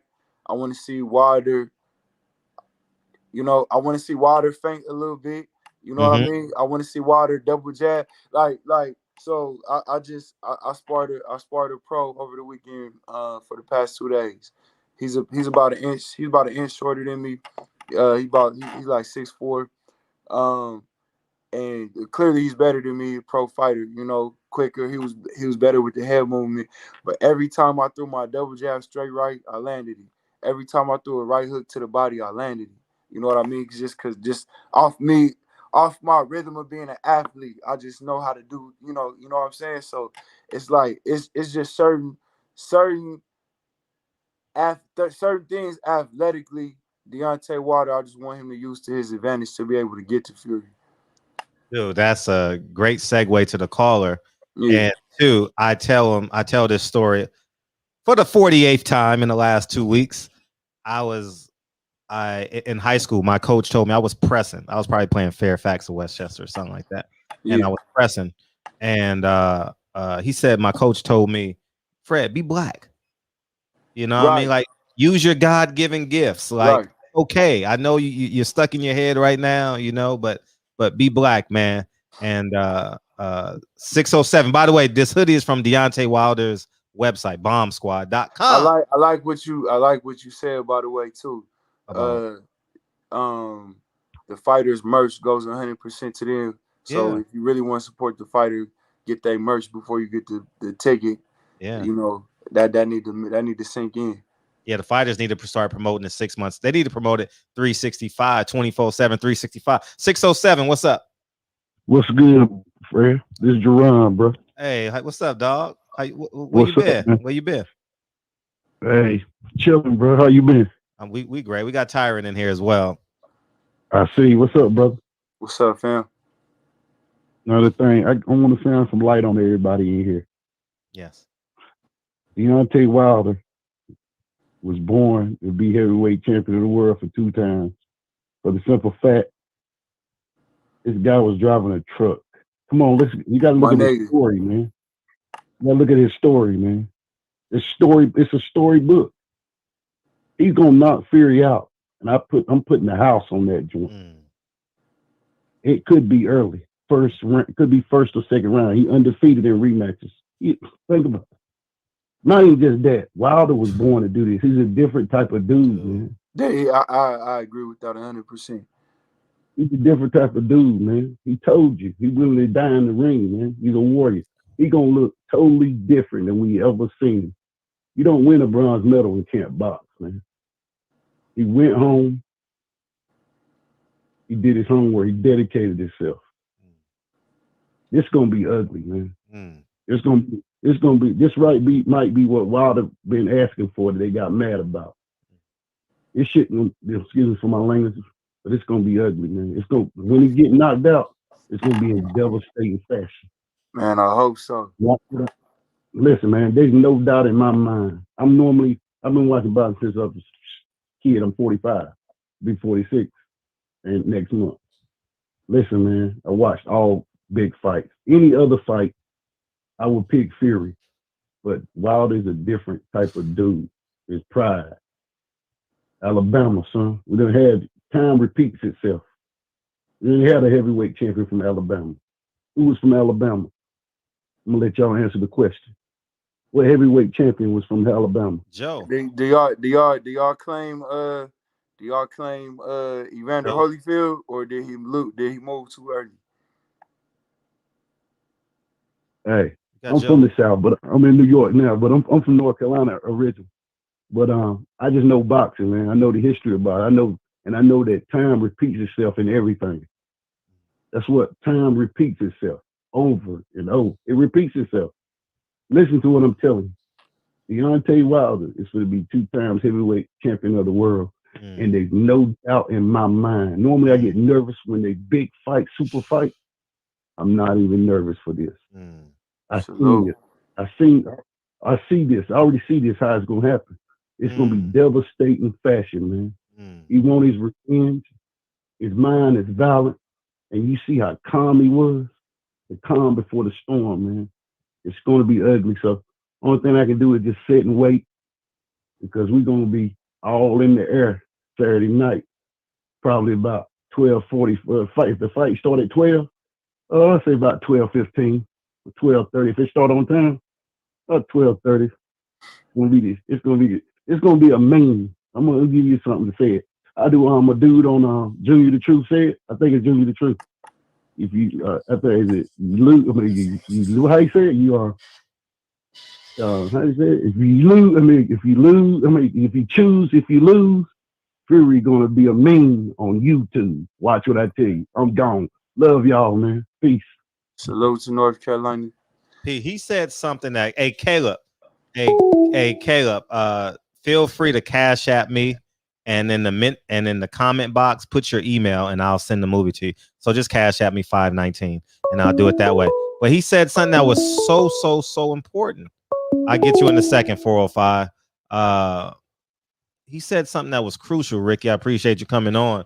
Is that Deontay Wilder is undefeated in rematches. He's 2-0 in rematches.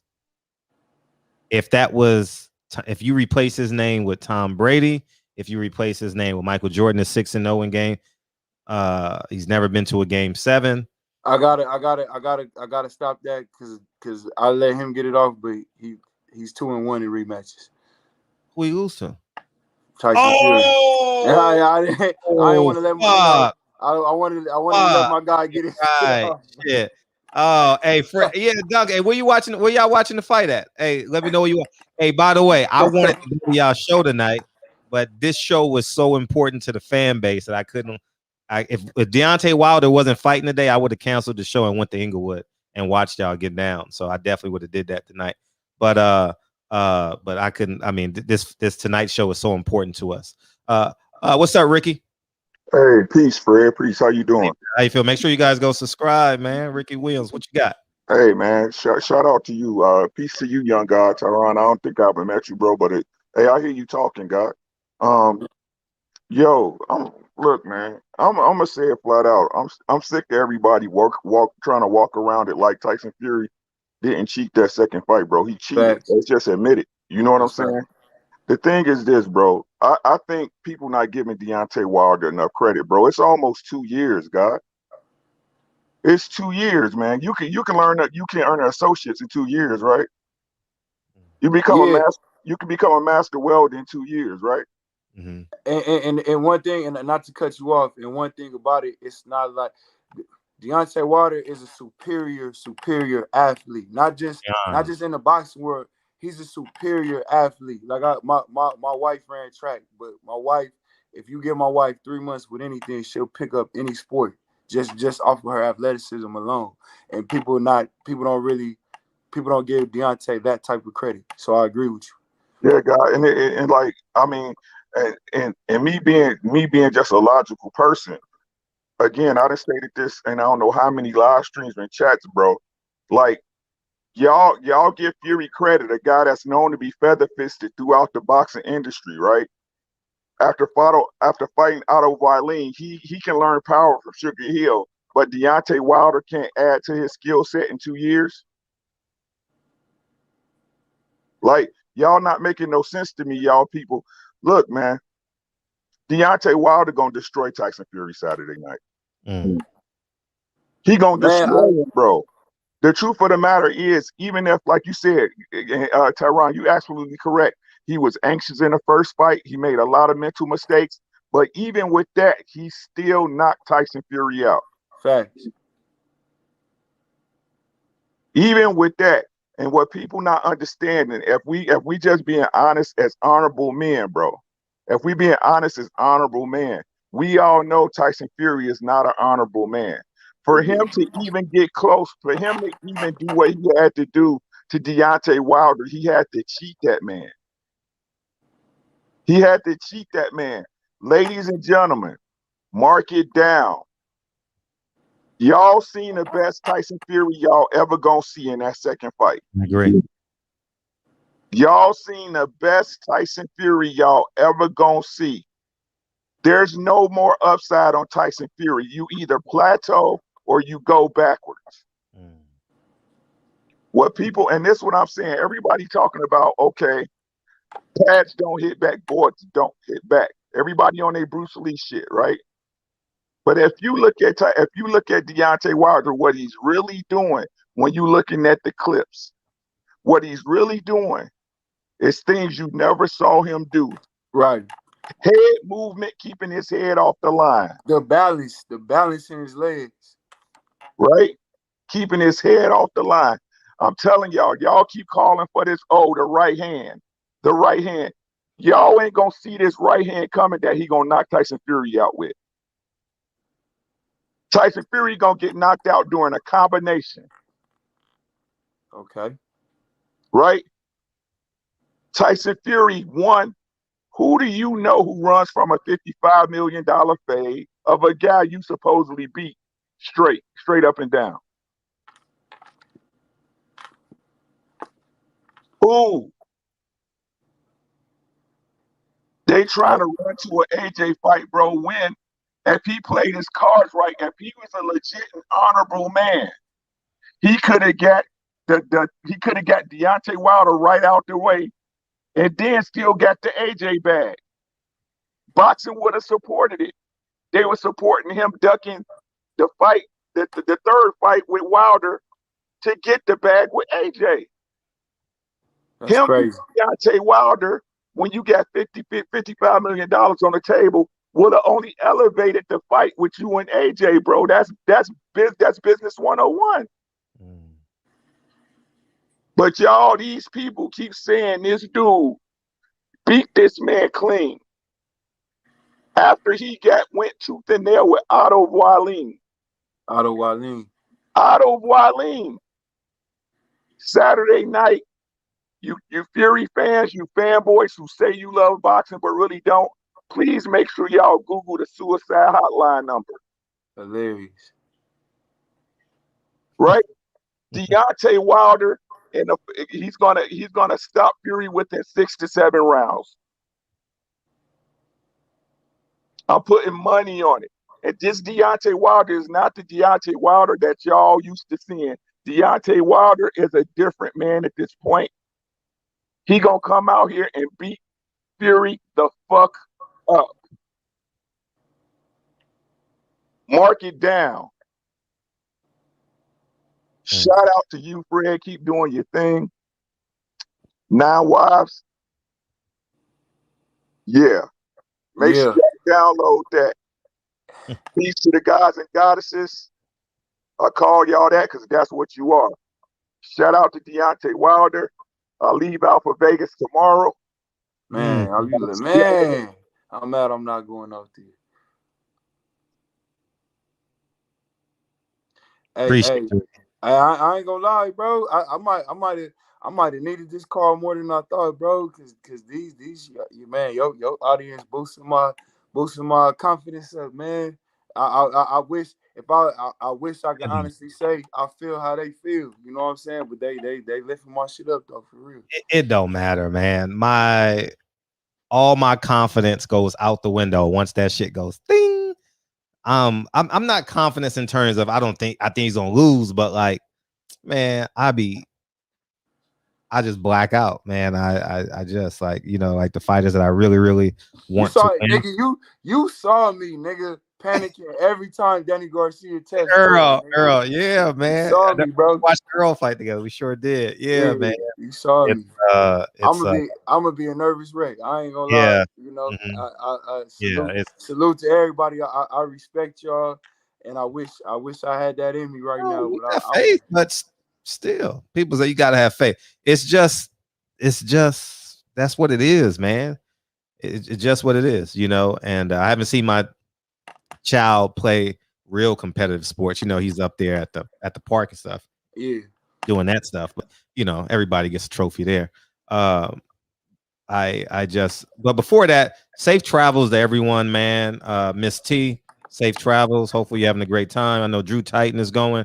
I'm unsure. Y'all if y'all going to the fight, y'all gotta put on for Deontay in that fight, man, because they gonna try to pot. Y'all know how they gonna try to posture. So y'all gotta put on. Yeah, and I'm not sure if 78 is going. Safe travels to 78 if he's going, and everyone else that's going. Even if you're going for Tyson Fury, man, get home to your family safely. And yeah, man, it's important that y'all have a great time, man. And yeah, man, it is. I was actually, but I want to watch this I want to watch this fight with Lincoln, because I know these are one of these moments where, like, I told you I was gonna shock the world. I told you. It's a moment. It's definitely a moment. So I really want to watch this with Lincoln. So because I was thinking about just going to Burbank and catching a jet suite flight. You know what I mean? Just flying private a little bit, because it's not that expensive to fly there, but they got times. And but I want to watch this with Lincoln so bad. So it's coming. Oh yeah, come on in, big homie.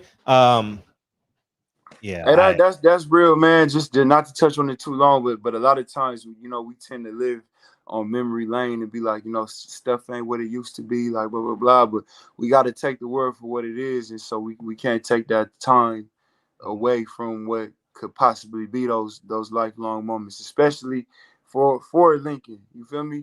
Yeah. He ain't gonna no, he not gonna feel what anything you could tell him about anything that we saw. He not gonna feel it. He get a chance to feel it. You know what I'm saying? So right. I mean, it would be great if he was like 13. If Lincoln was 13, we would be in Vegas tonight. You know what I mean? Sure, for sure. We would have flew out. We would have flew in first thing tomorrow morning for the weigh-in. But I heard the weigh-in. I'll talk after. What's up, 405? Barber, I know you're probably thinking, he's probably gonna call me up with some fucking drunk shit and whatnot. I wasn't thinking that. I'm gonna give you substance. I promise you. Take this shit to the bank. Take this like the bank approved you for a loan, and you're gonna be like, shit. Got him. Okay, all right. I even wrote down this shit, and it's really good. And Mr. Brown, shout outs to you, and I love what you said. with the back and forth with Deacon. You guys have your differences, but there's mutual respect. You believe what you believe. Deacon believes what he believes. But at the end of the day, it is beautiful to see two black men arguing but keeping it respectful. Because I hate when we fucking pick up the knife, the gun, the disrespect. It's disgusting. We're the same color. We're the same people. We should look after each other. At the end of the day, we can have our differences, but don't kill each other. All right. So real quick, what I was saying. All right. Case point number 1. Billy Collins Jr. and Luis Resto. Who were they promoted? And that was a fight that even HBO did a documentary calling it Assault in the Ring, Top Rank. Motherfucking Margarito Cotto promoted under Top Rank. Shane Mosley, Margarito. Wow. Go ahead. No, we listening to you. You listening to you because I never. No, he's making a point. Go ahead, Brown. What were you gonna say? No, I said Shane Mosley, Margarito. That was Top Rank. Had to be. Yeah. Oh, that was another one. Okay, all right. See, that one slipped. The third one that I wanted to slip in was the second fight with Wilder Fury. Ladies and gentlemen, did you know what was going to happen on that evening had Wilder won? Did you know what was going to happen? He was going to break Joe Louis's record and Muhammad Ali's record in title defenses. I'm telling you, this is more than boxing. This is more than a sport. This is more than competition. There's more who's a better man. This is a race war. They stopped Lewis at the 10th title defense. Don't quote me on that. I think it's 11th or 10th or whatnot. Ali, same thing. Number 10. Had Wilder not been drugged, had Wilder not had Fury's camp, rather, his gloves not allowed to have egg weights in them, he would have broke records on that night in Black History Month. These motherfuckers, the powers that be, I'm talking about that Nevada Athletic State Commission. I'm talking about the powers that be, like the Hearns, the Arams. Yo, God bless you, Fred, that you have that exclusive interviews with him. He comes on your show. God bless him. I appreciate that. Because Eddie Hearn don't come on. Al Heyman don't come on. But Bob Arum does. Right. Bob Arum, actions speak louder than words. His actions, and there's a conspiracy. I can't prove it to you, but I'm just showing you that this coincidence, and there are lines of events in the Resto, Cotto Margarito, Wilder Fury. How come it's always happening underneath his banner? And guess what? I found this, and we all know this, because if you follow Aki and Dante's Boxing Nation, they put that fucking timeline out. And not only that, that's from Mayweather's own mouth. I'm just saying this as a reminder. I'm not trying to come off as, I came up with this by myself. No. That shit always been out on the internet. In case you don't follow these two channels, they've put that out there. Mayweather never said it's Bob Arum orchestrating the shit. He never said that, but he said enough to say, how come they're happening all underneath Bob Arum's banner? Furthermore,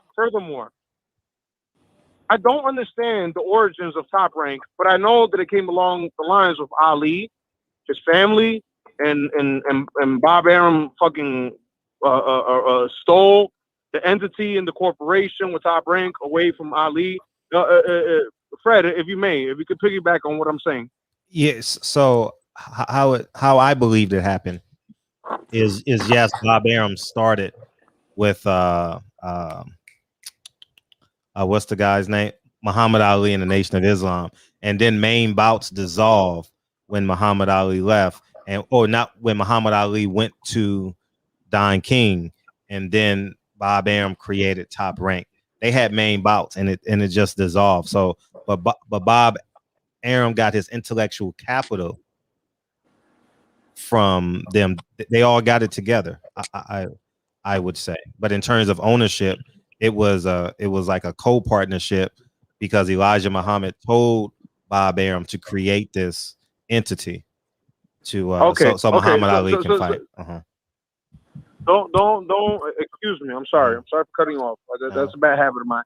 So basically, me and you agree that from the origins of Top Rank, there is a sinister, malicious, deceitful spirit that lies with them from the very jump. From the very jump until present day, right?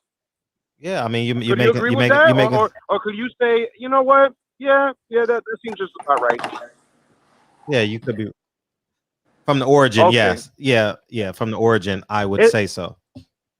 Bob Arum started with $10,000. He told us on the show. Damn. Team Wilder, if now you it's worth hear hundreds this, of millions. it was more than racial. It was to stop you. It was to stop you from defeating the greatest of all time, Muhammad Ali. I don't agree. I think, anyway, I don't want to sidetrack. It was to stop you from obtaining and acquiring a record setting that nobody has ever done. Not Joe Louis, not Muhammad Ali. They stopped you. And they did it with the white man. And they collaborated with ESPN. And they made sure that you wasn't going to surpass that. I think Joe Louis got more than 10 title defenses, though. We can Google it. It's Googleable. Let's Google that first. Oh, okay. Go ahead, my brother. Go ahead. Please correct me if I'm wrong, because I don't have an ego. Google that shit, Fred. You got the StreamYard, man. No, you Google it, because you brought it up. Please, if you don't mind. And I can't pull it up on screen for everybody to see it, though. Man, Joe Louis won like how many fights he win in a row? I mean, it was more than, it was definitely more than 10. We ain't gotta Google that, but you know, my guy passionate about his point. From what I understand, had Wilder not been cheated from the egg weights, the drugging, the sly shit that happened to him that night, he would have broke everyone's record, and then he would have to been force fed and honored that recognition, and they didn't want to give it to him. Why? Well, the hue of his complexion. It always goes back to that. So you know what they did? They derailed him on his way that he was going to get that. No problem. They derailed him with a white man. And that's what happened. And that's the fucking truth. And to my brother Brown, I love you. Yo, I look at you as one of mine. I love you. You know, I'm Spanish, but I look at black people as my brother. You guys are mine because I got melanin in my skin. I'm brown, motherfucker. I look at myself in the mirror and I'm black. All right.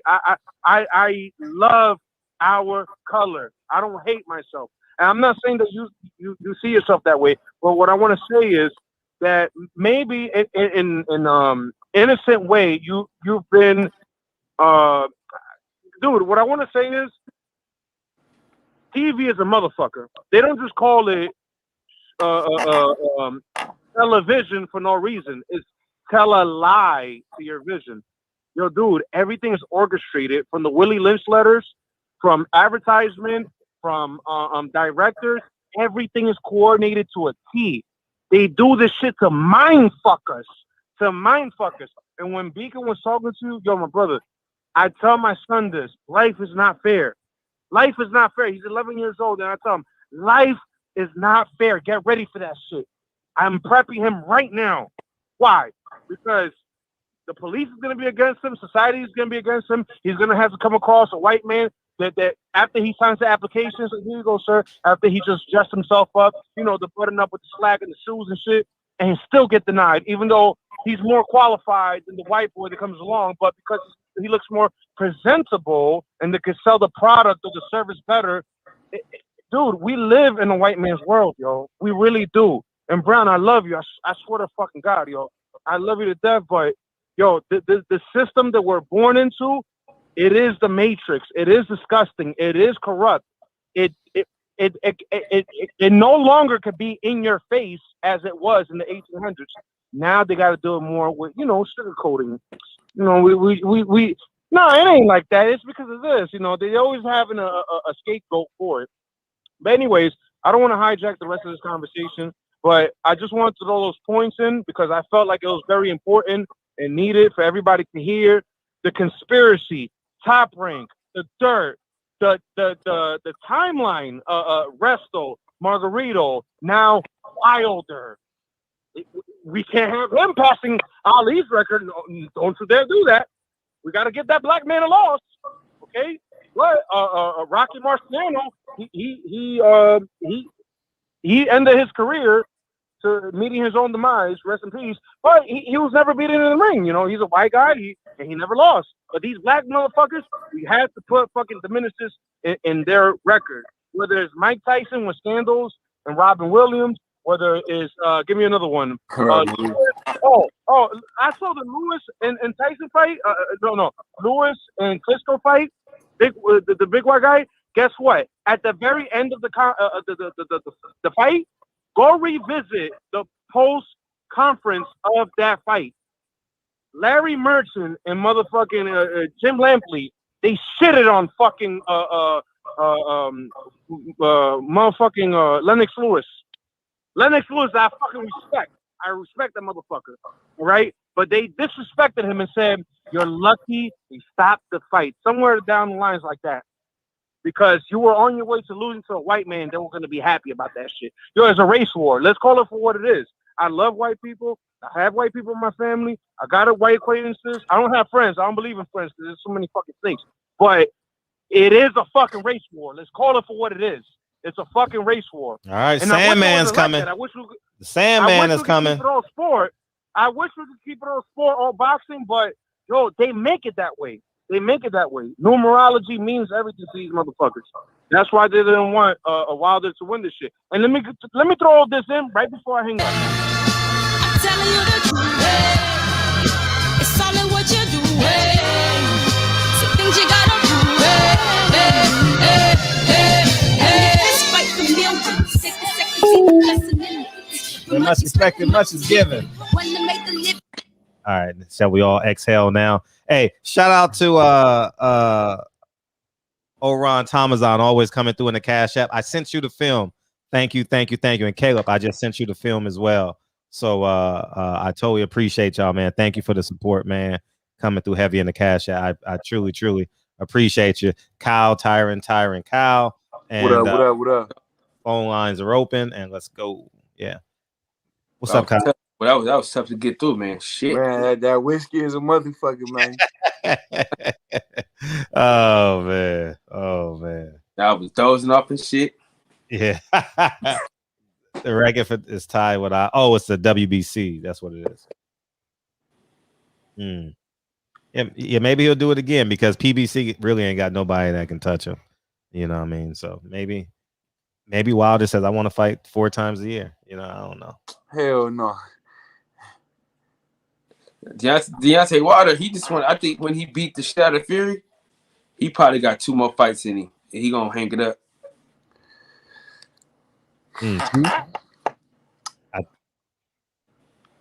He said Fred always, but the record for the WBC heavyweight title defense is tied with Ali at 10 to get 11 with the win. Caller just had it mixed. I get you. Appreciate you. We all know. You know. Appreciate you, Fly High. How you feeling tonight, Kyle? Man, I'm feeling good, big dog. You know what I'm saying? We got one day closer. One day closer. Man. I'm excited, man. I rewatched some of the press conference. Tyson Fury is just corny, bro. He's a corny motherfucker. You know what I mean? I hate that motherfucker, dude. That stupid ass suit. Man, every time I look at that dude, man, everything about that dude is corny as hell, bro. Everybody wants to be like T. Don't nobody want to be like your goofy ass. That was crazy. That shit was terrible, man. That motherfucker is awful. That motherfucker, Andre Ward. Oh man, he got the best. Shut the fuck up. He ain't get the best of shit. Andre Ward said that? Oh, hey, Fred. Andre Ward was definitely raised by his dad for sure. 713, what's up? Hey, send me the link to that, Kyle, please. And Sean Porter kind of G-checked him. Oh, he did? And not in a subtle way. He did. Sean Porter gained some fans. No, Sean Porter. Sean Porter kind of G-checked him. Okay. In a polite way. Okay. I'm glad. 713, what's up? Hey, Seuss. Miguel, Juan. This nigga watching TV. Hector. ¿Cómo estás? Hello. ¿Algo? Bueno. Esteban. Yeah, man. Hey, I'm from Houston, Texas, man. Hey, I hear a lot of people talking about this and that, but man, I want y'all to talk about like what Deontay gonna do when he get hit. I really want him to win, but Tyson Fury is a skilled dude, man. Like outside of like all the bullshit, like that motherfucker like pretty light on his feet. You know what I'm saying? Like, how y'all feel Deontay gonna deal with when he actually get hit and the quickness? Cause Deontay kind of uneven on his feet. And I'll answer that question for you first. From a objective standpoint, that's what I'm hoping to see. Like I said, what I'm hoping and what Malik got me confident that they drilled in him is for him to stay disciplined on the game plan that they work on.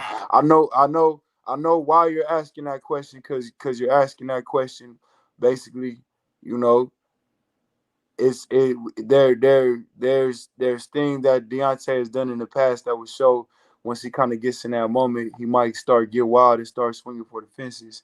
You know what I'm saying? And I definitely can identify with that. But you know, we just gotta have faith that Deontay and Malik really locked in. You know, I believe it. Yeah, and say what anybody will about Malik, but he's really a student of the game. We know he didn't have the best boxing career, but he really understands this boxing shit. He breaks down boxing very well.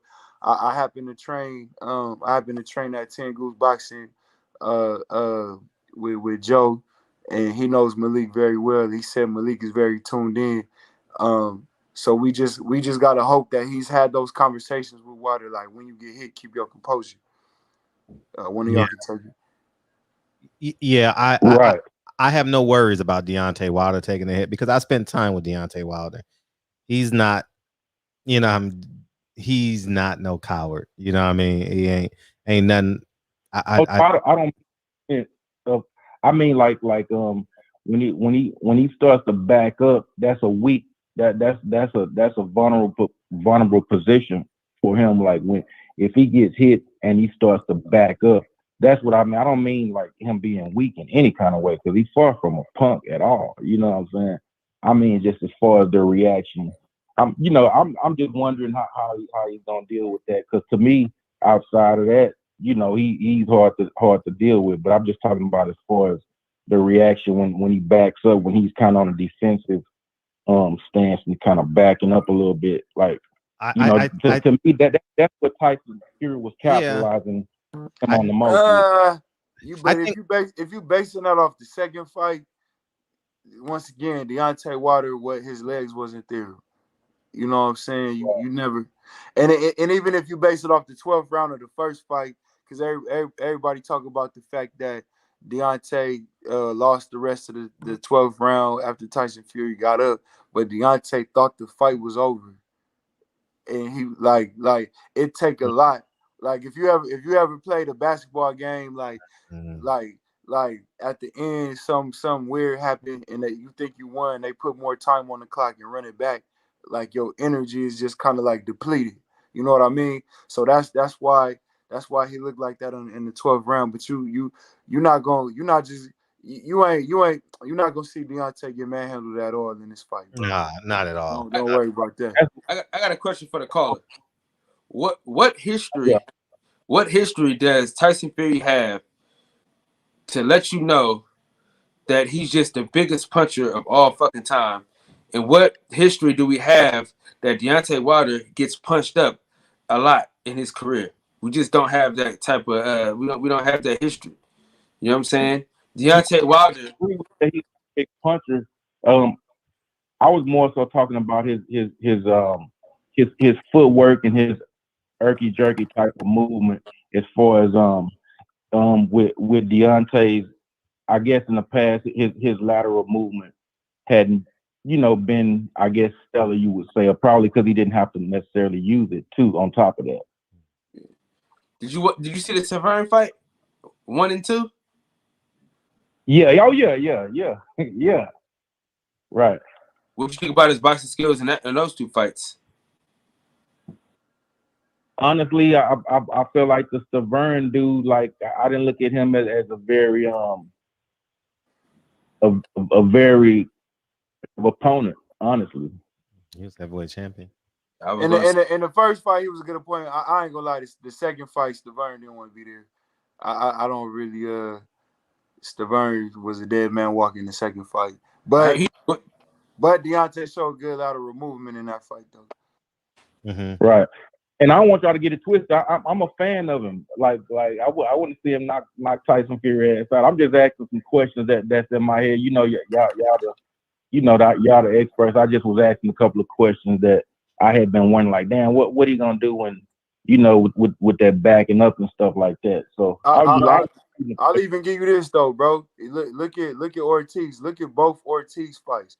Ortiz has just as good as, if not better, footwork as Tyson Fury, and he's an actual puncher, and he's better at backing up opponents than Tyson Fury is. And we saw Deontay Wilder in the trenches with him in both fights. You know what I'm saying?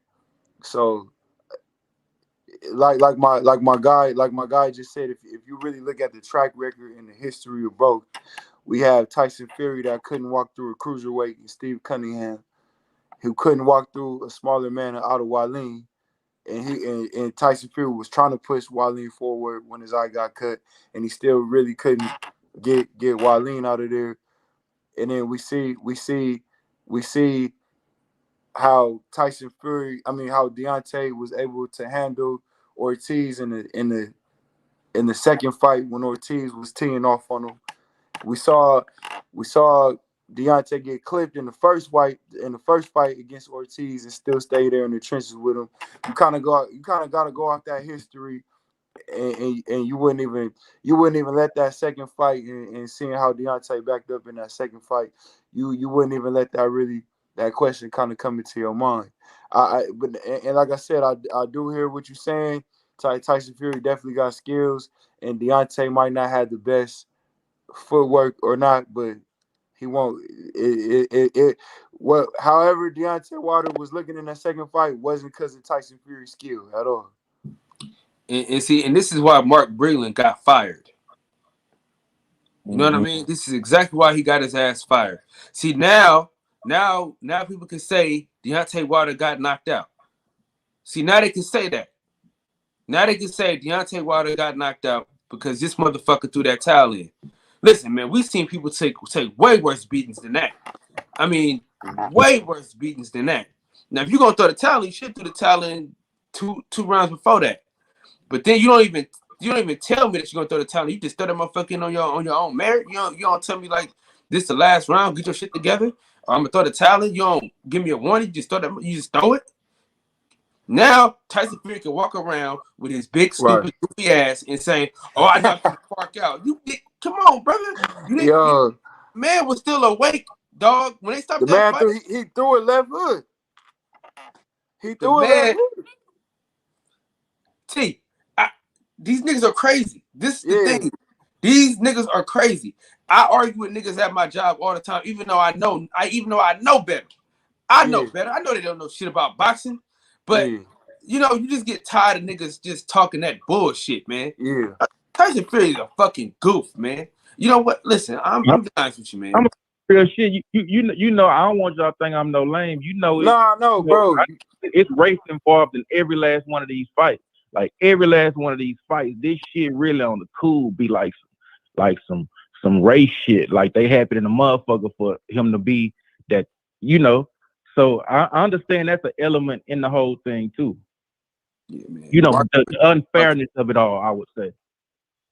And let's be honest, man. Them last couple rounds with Tyson Fury versus Deontay Wilder, that fat motherfucker was slowing down with his big stupid ass. You know what I mean? And if you look at the fight, Tyson Fury didn't push him to any corner. Deontay Wilder went to that corner and held on the ropes on his own to keep his own balance. People just act like the motherfucker just got railroaded. The nigga just got punched up and knocked out. Like, it was a tough fight, sure. But did he get knocked out? Hell no. The first knockdown was some bullshit. And now listen, if you do your research on Kenny Baylor's goofy ass, any other time he want to break shit up. He always getting in the way, breaking some shit up. Now all of a sudden, he ain't breaking shit up. He let Tyson Fury elbow the nigga, you know what I'm saying, forearm me, lay on him, hold him. You know what I'm saying? He get a nigga one it, but shit, the fight over.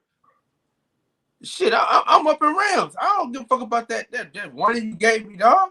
That little point, that shit don't mean nothing. I already know they're gonna have me winning the whole fucking fight, no matter what I do. You know what I'm saying? Even if I get knocked down, they're gonna still say I won the round.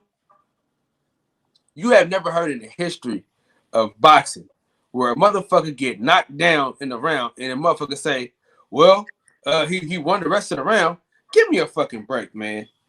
And he's the only white man, you know what I'm saying, that has well, no, he's not the only one, but he has been awarded awarded however the fuck you want to say it, the ability to be white and get the benefit of the doubt.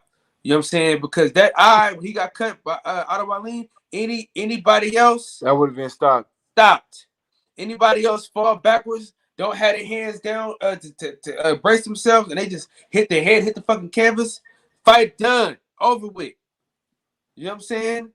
So give me a fucking break, man. Tyson Fury's a bitch, and I hope all the bad things in life happen to him and only him.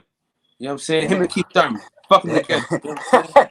He said him and Keith Thurman. In the words of the great philosopher, Jada Kiss, you know what I'm saying? He's a dick and you a pussy. You know what I mean? Y'all neighbors.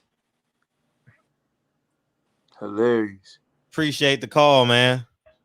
All right, man. Keep doing your thing, man. Good looking, man. Peace. And I'll say this too, man. It's just amazing how it's like whatever Tyson Fury says, the media just run with it. You feel me? Like, yeah, people just really act like Deontay Wilder got knocked spark out, like how they say in the UK. You know, people just really act like Tyson Fury just has this illustrious career, and that he just been like people talk about Tyson Fury as if he's dominated his competition in a level that Floyd Mayweather has. You know what I mean? I'm like, it's crazy. It's crazy to me, man. Tyson Fury, like, he's some type of motherfucker though, because to be able to just say things and the media just run with it and just allow it to be what it is, that's crazy. Hey Ty, let me raise you one, Ty. Why don't ever bring up him being on dope? They never mentioned that motherfucker being strung out on coke. They never bring it up. If that was a black fighter, oh man, yeah, he came back from doing drugs. Here's his mental health. He got the mental health shit. It ain't him being on dope. Oh, it's mental health. You know what I'm saying? Fuck him in his mental health. Because, you know, this is the thing about it, man. I work at a fucking hospital, bro. And I know mental health when I see it. That motherfucker's a liar. All he's doing is, you know what I'm saying? Because when she told him, when she brought that shit up, he tried to run with it. Man, he didn't run with a fucking thing. I look right through that son of a bitch. He remind me of a motherfucker that come to my job that want a fucking sandwich and a place to lay down for a second because it's cold outside. That's that motherfucker. Lying piece of shit. I hate that motherfucker, Fred. I'm telling you, I don't like that motherfucker, dog. Hey, listen. And then they make everything like, oh, he's just joking around. Like my partner, God rest her soul, like my homeboy mama used to always say, even a joke got some truth to it.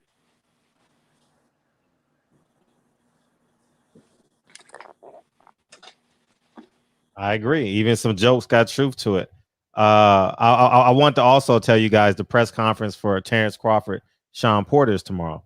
Ooh. Oh yeah. What's up, champion? I thought it was Saturday. Oh, it's Saturday. It's Saturday. Okay, I don't know why would they put it on Saturday, but probably because all the press is already gonna be at the arena. Yeah. Okay, could be. Yeah. They did that. Yeah, for the I want to say for the Floyd rematch with Maidana. I feel like they did that while the fight was going on at MGM too. And also, Sean Porter, Earl Spence was that Friday too. Remember they did it on the Friday they did it on the Friday. Yeah.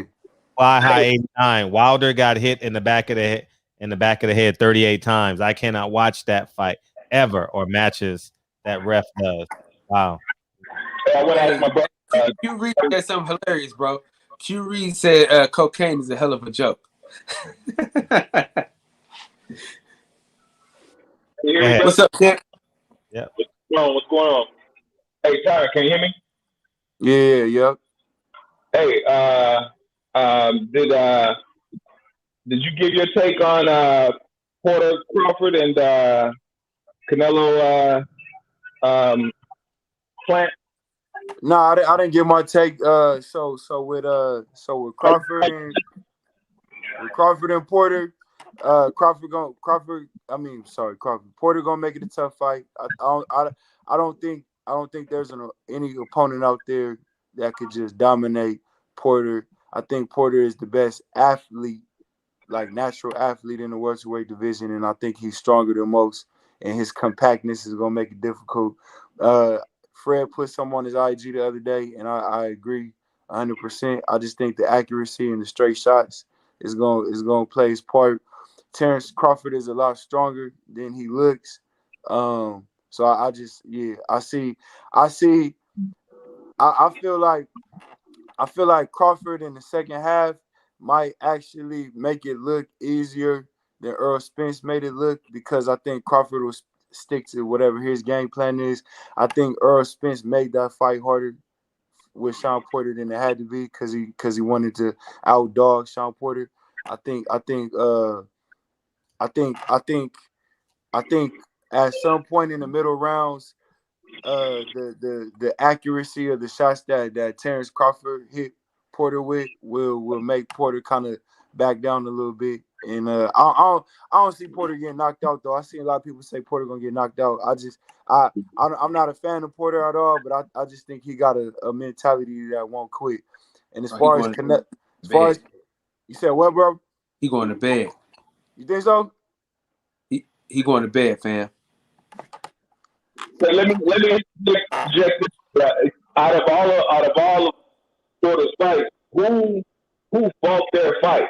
Out of the guys that he fought, who fought that fight? Didn't Porter, in my opinion, I think Porter made them fight his fight, meaning he forced them into a brawl. You say that Earl made that fight harder than what it was. Earl didn't have no choice because Porter had that pressure on him. You know what I'm saying? About Brook? He just made a point, because Kell Brook definitely didn't allow himself to fight Sean Porter's fight. And I think Earl Spence is just as tall and long as Kell Brook, and Earl Spence has a better jab, and Earl Spence is great at fighting at range, and he's great when somebody tries to come in at stabbing to the body. And Earl Spence just from the get-go raised his hands and walked right up into the pocket with Sean Porter. He wasn't trying to. I didn't see Earl Spence keeping him at bay like he did with Danny Garcia at all. And I don't think it's because Earl didn't have the ability to. I also seen Earl fighting backwards against Mikey Garcia. He didn't try to employ that at all with Sean Porter. He just went straight to him. So I don't feel that Sean Porter forced him into that fight. Okay. And if we just being honest, Earl Spence said from the get-go, "I'm gonna fight your fight." He said from the initial press conference that's how he was gonna fight. And I still stand on this. If he wouldn't have celebrated his win and would have hit him one more time, Sean Porter would have been night, because he when he hit him, he turned around a little bit like, yeah, I got him. And when he touched, you know what I'm saying? Because he could have hit him one more time. Because Derrick James was on here, as a matter of fact, Fred. He was on here when he said that. He did. He was on here when he said that Errol Spence was supposed to hit him one more time. Huh? You need to hit him with a combination instead of just that one punch. That's what you're saying.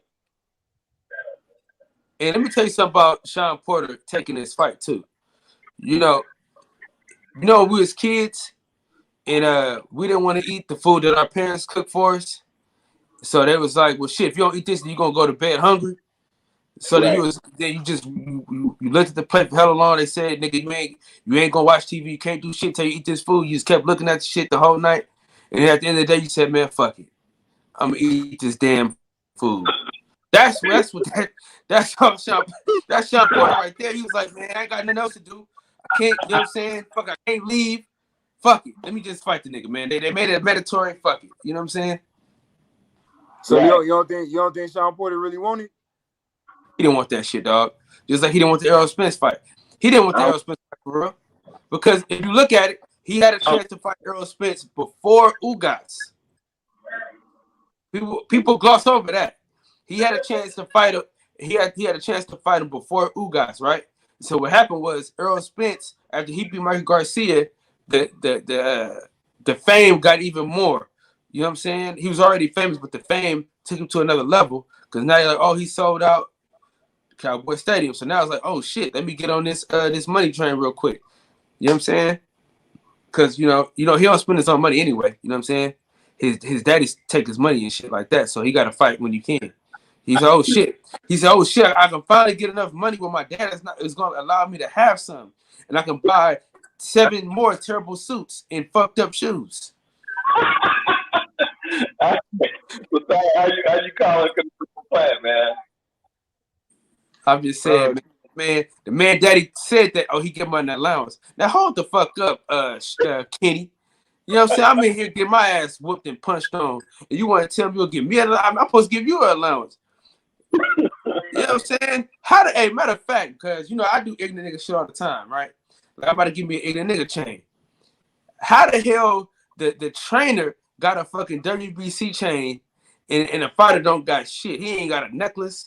You know what I'm saying? He got like a hoop earring or something. That's it. Kenny Porter got the fucking watch on. He got the rings and shit. He's spending your money.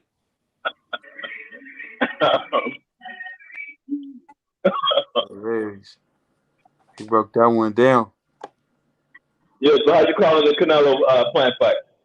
All right, so man, I gotta throw this disclaimer out there, man. It's an emotional attachment to Caleb Plant. His wife was my wife's college teammate, and his strength and conditioning coach Larry Wade was my wife's coach. You know what I'm saying? So I'm going for Caleb. I'm gonna be honest with you. I'm going for Caleb. I believe he got a nice skill set. He got a nice height, and I think he got the mental to make it work. But man, Canelo is nice, bro. He's a nice cheater. Yeah, I was. That's where I was gonna go next. Canelo is nice, and you know they're gonna let him do whatever he want to do outside of the ring. You can use that as an excuse. Plan sign the contract. No one that Canelo. Well, Champion Hart, if you give me $10 million, I'm signing too. I just told you I'm gonna get punched by Keith Thurman for $350,000. So for $10 million, you damn skip me, I'm getting in there. Well, we can't use that as an excuse. That's what I'm saying. We can't use that as an excuse because he signed the contract with the money. I want to see. Because they crediting Canelo. They saying Canelo could cut the ring off now, but he's been cutting the ring off against people that don't have good movement. So I want to see if he could cut the ring off on Caleb, and I want to see if Caleb has a good inside game. Those are the two things. I think those would be two of the big determining factors in that fight. Damn, we got to bring this nigga on more often, man. That was fucking classic. Okay. All right. So yeah, I'm okay, cool. Yeah, I just wanted to hear your input on those fights. I already know how you call it a Wilder fight, so I'm gonna ask you on that one. Yeah. But like I said, I gotta admit I'm emotionally attached to Caleb, so you know I might be putting extras on his ability, but I think he could pull it off though. Man, hey TY, I feel like you, dog. I feel like you because I hate Canelo so much. And I love Caleb Plant so much that it's like, you know what I mean? I might be putting 2 on the 10, maybe. But to me, you know, when a motherfucker cheat, you know, they don't allow Big Baby Miller to live off, you know what I'm saying, to move on. You know what I'm saying? They gonna tell you John Jones was pop dirty, but as it pertains to this motherfucker and his homies, you know what I mean? they get to do whatever the fuck they want. You know what I'm saying? And here go the thing with that too. When Jarrell Miller got caught, they was like, "Oh my God, shame on you! How you ruined that?" Blah blah blah. He got caught again. Blah blah blah. And I'll just keep it at Eddie Hearn, because Eddie Hearn said, "Man, honestly, and I like Jarrell Miller, but he should be banned from the sport." Blah blah blah blah blah blah. But Canelo popped dirty. Canelo can't pop dirty, and you try to become his promoter. You know what I'm saying? Like he didn't try, Ty. I mean, he became he became his promoter. And wore them stupid ass pajamas. Who the fuck? What grown ass nigga wear pajamas outside any fucking way, man? You know what I'm saying? That's some hood rat shit. You know what I'm saying? Females go to the fucking corner store with the bonnets on in the first flip flops on. You know what I'm saying? I hate these motherfuckers, man. I'm telling you, man. I almost feel racist out here, dude. Boxing a crazy game.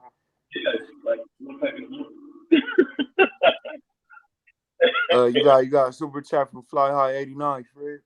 Yeah, Canelo already said at the press conference, "You will run all night." He putting it out there, not being able to hit him come fight night. You're right. He trying to manipulate him a little bit. You're right. Canelo knows his weaknesses. Right. You know, I've never we ain't never seen Caleb have to fight in the pocket before, and at some point they're gonna get it. At some point they're gonna have to get in the trenches. So you know, like I said, I know Caleb. You feel me? He a white boy, but he grew up in some fucked up circumstances, and he had to grow a thick ass skin. So I believe that Caleb got that dog mentality, but you know the verdict is just out on it. Right. Hey, any nigga that lose their mom, I gotta give you the benefit of the doubt. And the way he lost her, you know, it ain't like, you know, it wasn't no car accident. You know what I'm saying? Like, so you're right. Yeah, so I gotta give you the benefit of the doubt, man. You know what I mean? And I just think Canelo, man, I'm just hoping and praying, man, that they get that meat fixed down there in Mexico. You know what I mean? Hope they get that meat fixed. And then at the end of the day, you feel me? It can't really be no 7-5, 8-4 type shit, because they're gonna throw that shit. We seen Canelo lose. Canelo got one loss on his record, but we seen him lose like 3-4 times though. You know what I'm saying? So right. You know, like that's tough. You know what I mean? Like, especially, I mean, and we'll go to your point, Fred.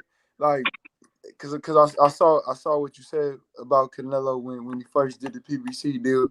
You feel me? Like, do PBC really want to lose out on what they're banking on? So, like I said, even if it's a fight where it looked like Caleb won 8 rounds, but some of the fights were swing rounds, that's gonna be tough for Caleb to overcome. Like I was gonna say it earlier, but we got lost in it. Canelo, and I'm not talking about from the standpoint of I think he's the best fighter in the game, but my money, I'm a gambler, but I would never bet against Canelo, bro, just because I've seen him clearly lose and still get the decision too many times. So yeah, Floyd Mayweather, Floyd almost lost to the motherfucker. Floyd got a draw. They gave him a draw. Right. You know what? I was gonna say that, man. They haven't labeled Caleb Plant as that great white hope. You know what I'm saying? No. Because of the swag that he has, but I don't think they're not. If it's gonna be a close fight, they're not gonna let him derail the Canelo train. You understand what I'm saying? Yeah, he don't got enough of that white support behind him. Listen, his best friend is black and his wife is too. Yeah, you know what I'm saying. And it's not like he's a white boy that's trying to act black.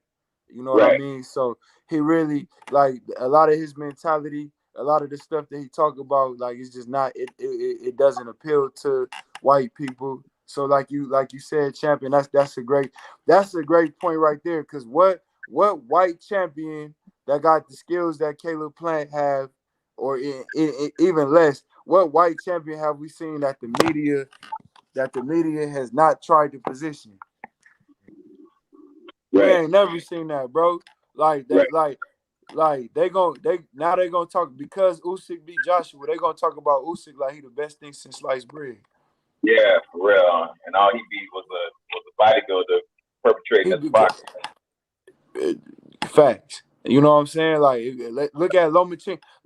They even before the Teofimo fight, they tried to talk about Lomachenko like he was undefeated. The motherfucker lost his second fight. Right. You know what I'm saying? So what? So you made a great point with that. Like, it's tough with Caleb. You know what I'm saying? Because it's not like he's not even like a black fighter that we are really, really, really behind. And he don't have that white hope. Man, he don't have that white hope sting behind him. So he gonna really have to dog walk Canelo to get a decision. Right. And see, that's why, I was saying it's gonna go Canelo way because, I've never seen Caleb do that. You know what I'm saying? I've never seen him in a dog fight. I've never seen him really test it. You know what I'm saying? I really think this is probably, his biggest fight. Am I not right? Oh yeah, for you. Hands not even close, hands down. Okay. Because even because he was an underdog when he fought for his title against Uskatagi, but Uskatagi he knocked you out from long range, and he swing his punches. Uskatagi not in the trenches like that, so you can't even really go off of that fight. Yeah, Caleb was an underdog, and he showed and proved, but he not gonna go through the challenges that Canelo present. Okay. I just think, man, coming out of them his situation and all that, man, that shit builds character. For sure. So that shit builds character, man. That gives you a level that I don't know. That gives me a level of confidence as it pertains to Caleb Plant. Growing up, I agree. Because you know, even nigga, black kids is hard on black kids. You know what I'm saying? So you know how it was when we had a white kid around. Yeah, for sure. You know what I mean? So, and for him to be able to whoop so much ass, you know what I'm saying? In that time, and having to fight so much as a kid, and you know what I'm saying, and then go on to become a champion, man.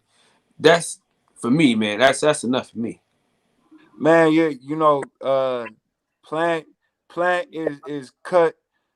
Plant, as far as Plant is cut from a mentality standpoint from a similar cloth to Deontay Wilder, because both of them kind of had to really go against nobody really believing in them but themselves, man. And so yeah, you can't take that away from Plant. You know what I'm saying? And I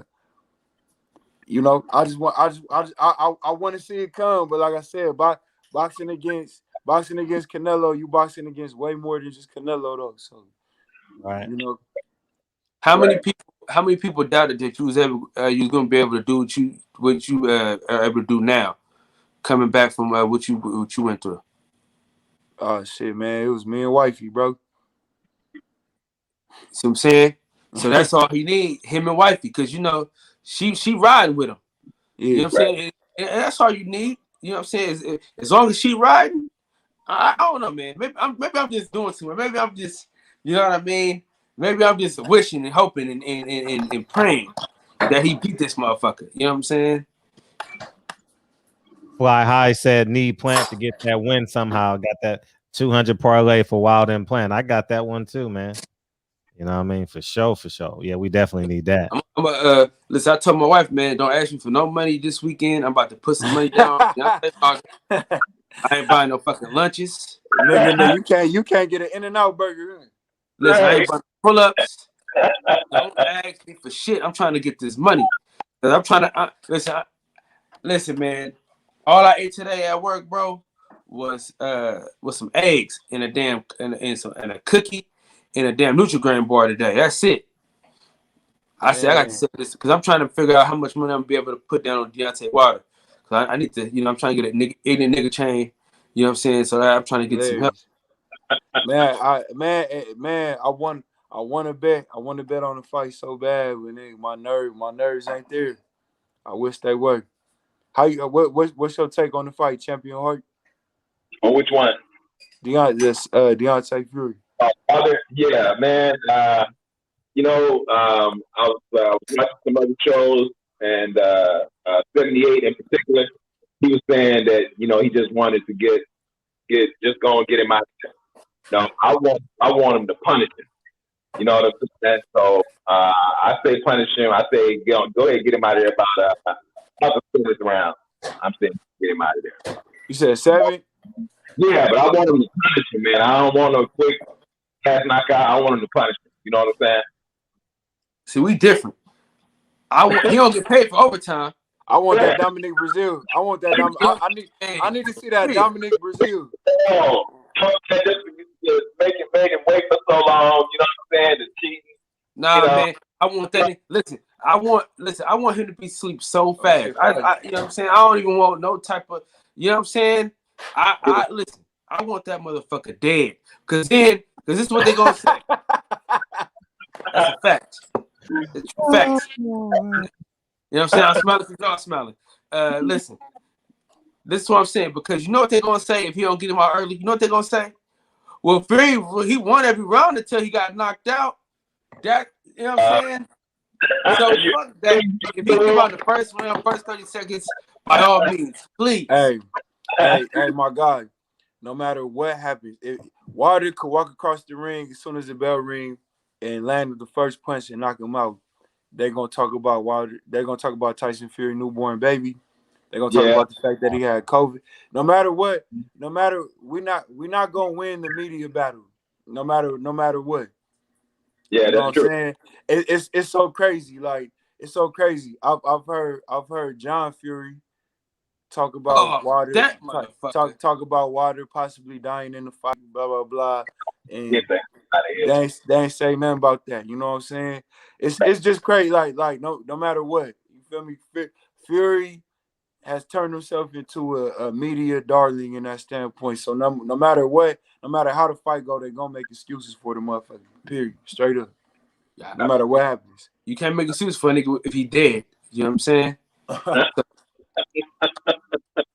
I just want to get out of here, dog. I really want that nigga neck to be sliced, broke, or whatever. Hey, Fred, you always talk about me and my fucking camera. Get your goddamn laptop fixed, man. Get the battery. Shit. My nigga got his nostrils all in the camera. I gotta change my cord. It's draining, but we good now. We back. Okay. We about done, man. It's what? It's 1:30. It's almost 1:30. Yeah. What time you going on tonight, Kyle? Man, it's the pig pork. It's the elephant heavy. It's water wet. All right. Hey, you funny as hell, bro. You hella funny. Hey, I'm out here trying. Why your damn mic sound like you in a nursing home? Man, for real. I wasn't gonna say it. No speaker. Hey, no matter where he is, we have to mute his mic, Fred. No matter where he is. If we're on the road, we gotta mute his mic. When we at home, we gotta mute his mic. I mean, shit just don't matter. Okay, I'm gonna take it off the speaker, and then I'll sound better. That boy underwater. Okay, is that better? It's better, but you still sound like you wanted to Boost Mobile church. But it's all good, man. You need to try Jesus. All right. I know you talked about it before, but I don't know if everybody heard the story. Man, the day-to-day operation, what was it like? I'm lost. I'm confused. Who on what? No, not you, Champion Hartman. We don't care about what you do. You talking Keep on, man. You talking about with my back? Yeah. Oh man, you know, shit. It was tough, man. Like, man, I couldn't even get out of bed. You know what I'm saying? Wifey had to help me to the bathroom. Wifey had to, you know, sorry to be vulgar, but I couldn't even reach behind to wipe my ass. Wifey had to do that. Damn. Disgusted. Disgusted. Damn. You know what I'm saying? Like, you Right, know, man. and my mind definitely, you know, went to a lot of dark places for sure, man. Like, you know, if you just used to something that you don't even think about, and then, you know, you kind of got to start from scratch, and you kind of, you know, have to have somebody just help you turn around. You know what I mean? Like, Right. and at the same time, you still, you know, I'm a newlywed at the time. This shit happened a week after I got married. Damn. Yeah. You know what I'm saying? So at the same time, you know, you got to put that all together, and you know, it just seems, you know, your mind will go to places at times you don't even know where to go, and you know, but you just gotta find that energy that'll help you get out of there, and then you gotta just tell yourself, like, I'm not gonna succumb to this shit. You know, you kind of gotta not listen to what the doctors say, like, you know, because they kind of said, like, you know, it's a wrap for you doing anything physical. You just gotta worry about having your shit back. You know, I kind of allowed myself to think like that at times, but then I was just like, man, you know, I just thought about a lot of people that I've seen bounce back from shit, and you know, that's what kept me going, and that's what got me motivated.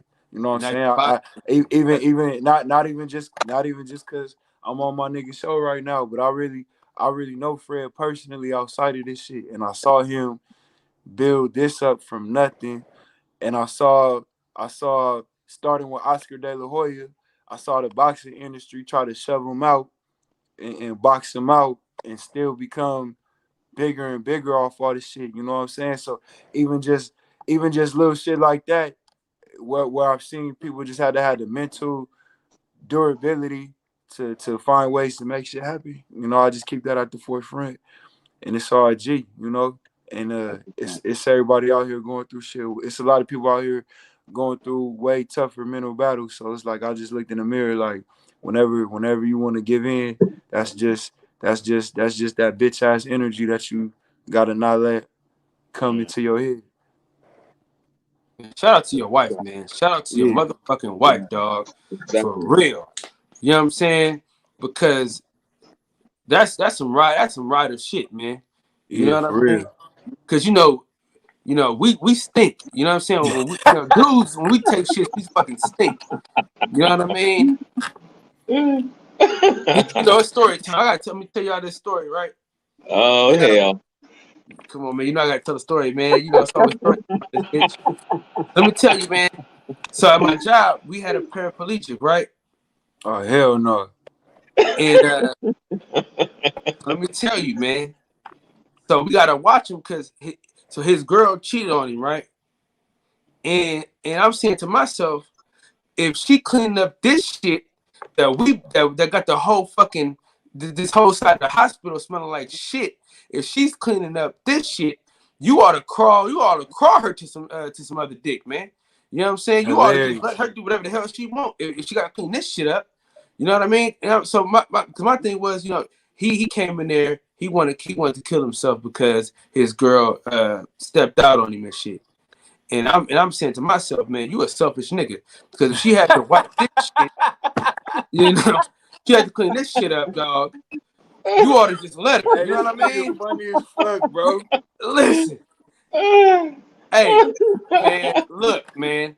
I'm telling you. I ain't know that's where you was going, bro. Listen, I have arguments with niggas, right? Because this is what I say, right? If my shit wasn't working, if my shit wasn't working, I said I would allow my wife, you know, every so often, you know, get the real thing. You know what I'm saying? My shit noodle, I can't do nothing for her. I'll allow her to do that. If my shit smelled like his, baby, go ahead. Just go on. Can I take the keys? Yeah, I'll put gas in the car. You know what I mean? Because the shit that we had to endure, because I work at I work in the ED. We have to watch like mental patients and shit. Yeah. So we had to be at the nigga door. It didn't matter how many masks we had on. This is pre-pandemic. So we had every mask you could think of. That shit wasn't going down. I said, man, and I told the nigga straight up. I said, hey, look, man. You know, and Fred, I'm honest, Fred. So I told the nigga, I said, look, listen, man. If she wiping your ass and she doing cooking for you, cleaning for you, she doing all this other shit, I said, hey, look, man, she could have just left you. You know what I mean? She could have just said, man, fuck you and got the fuck on.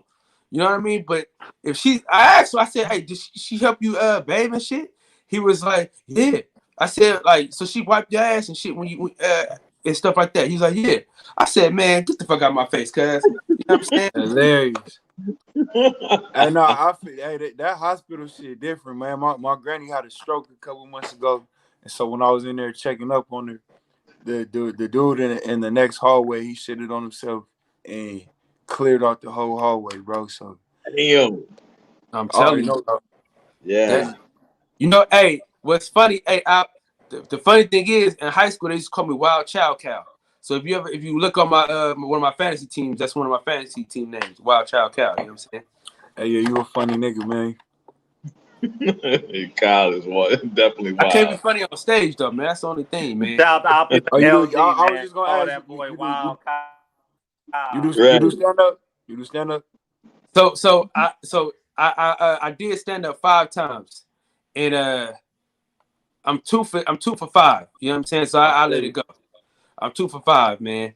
So I got booed at church my first time. You know what I'm saying? The motherfuckers. You know, they don't like when you copy them and shit, man. You know what I mean? So so this what happened, man. So my goddad, he was the youth pastor, right? And we used to always go to his house and we would play charades. We would play church charades. So we would just like pick a church member and y'all had to guess what church member it was. So shit, everybody used to laugh at me copying all the church members, right? So I thought I could take that show on the road. No, they didn't like that very much, man. The elders and church mothers, they wasn't having that shit, dog. They got me the fuck up off that stage. Hey man, that's just growing pains. Like, hey, I ain't gonna lie, stand up was always one of my bucket list things I wanted to try. I already told myself, like, if I'm bombing, I'm just gonna start shooting on everybody in the audience. You know what happened, man? So I had a great run at a black open mic where it was. So I did well, but once I got amongst the white folks, man, and I could like joke about black people in front of them, I had nothing. I was like, well, shit, man, I can't do this shit. I can't talk about black folks in front of these people, dude. I just couldn't do it. I couldn't. I hear you. Yeah. So them laughing. Yeah, man. Yeah, so they didn't even laugh. They was just staring at me and shit, man. They couldn't even understand the black struggle. I'm just looking at these motherfuckers like, man, I'm not finna chucking job for you motherfuckers, man. Exactly. And then that's when I was like, man, fuck it, man. So now I just make jokes on YouTube, man. Fuck it. Hey nigga, we run with that shit, man. Because it come naturally, bro. You got me rolling. So yeah. My nigga Fred over there frozen as fuck. Man, he got some difficulties, man. At least the StreamYard's still running. Oh, see, I'm supposed to be live right now. Right. Yeah, man, I got to slide off too, though, man. It's a pleasure to meet you, Kyle. Pleasure to meet you, Champion Heart. Oh man, Most definitely, man. Hey, your story is amazing, brother. Keep sharing that shit, man. Yeah, sure, man. Yeah, I'm glad you're on your comeback, brother. Oh yeah, appreciate that. Yeah, we'll chop it up again. All right, brother. I guess I'm gonna have to play the song for Fred then, huh? Yeah, you got to play the song for Fred. He froze, man. Let me do this shit here. Let me see.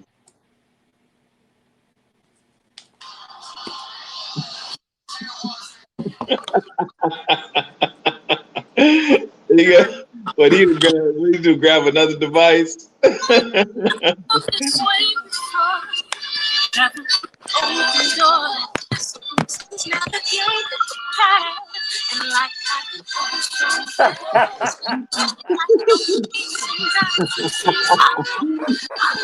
So Kyle in the show tonight.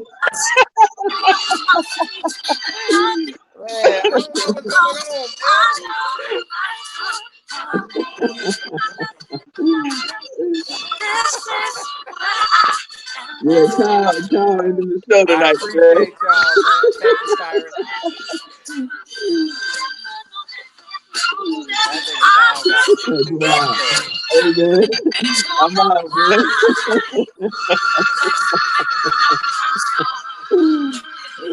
I don't know why my phone ain't. People Hernandez, thank you, dog. Thank you.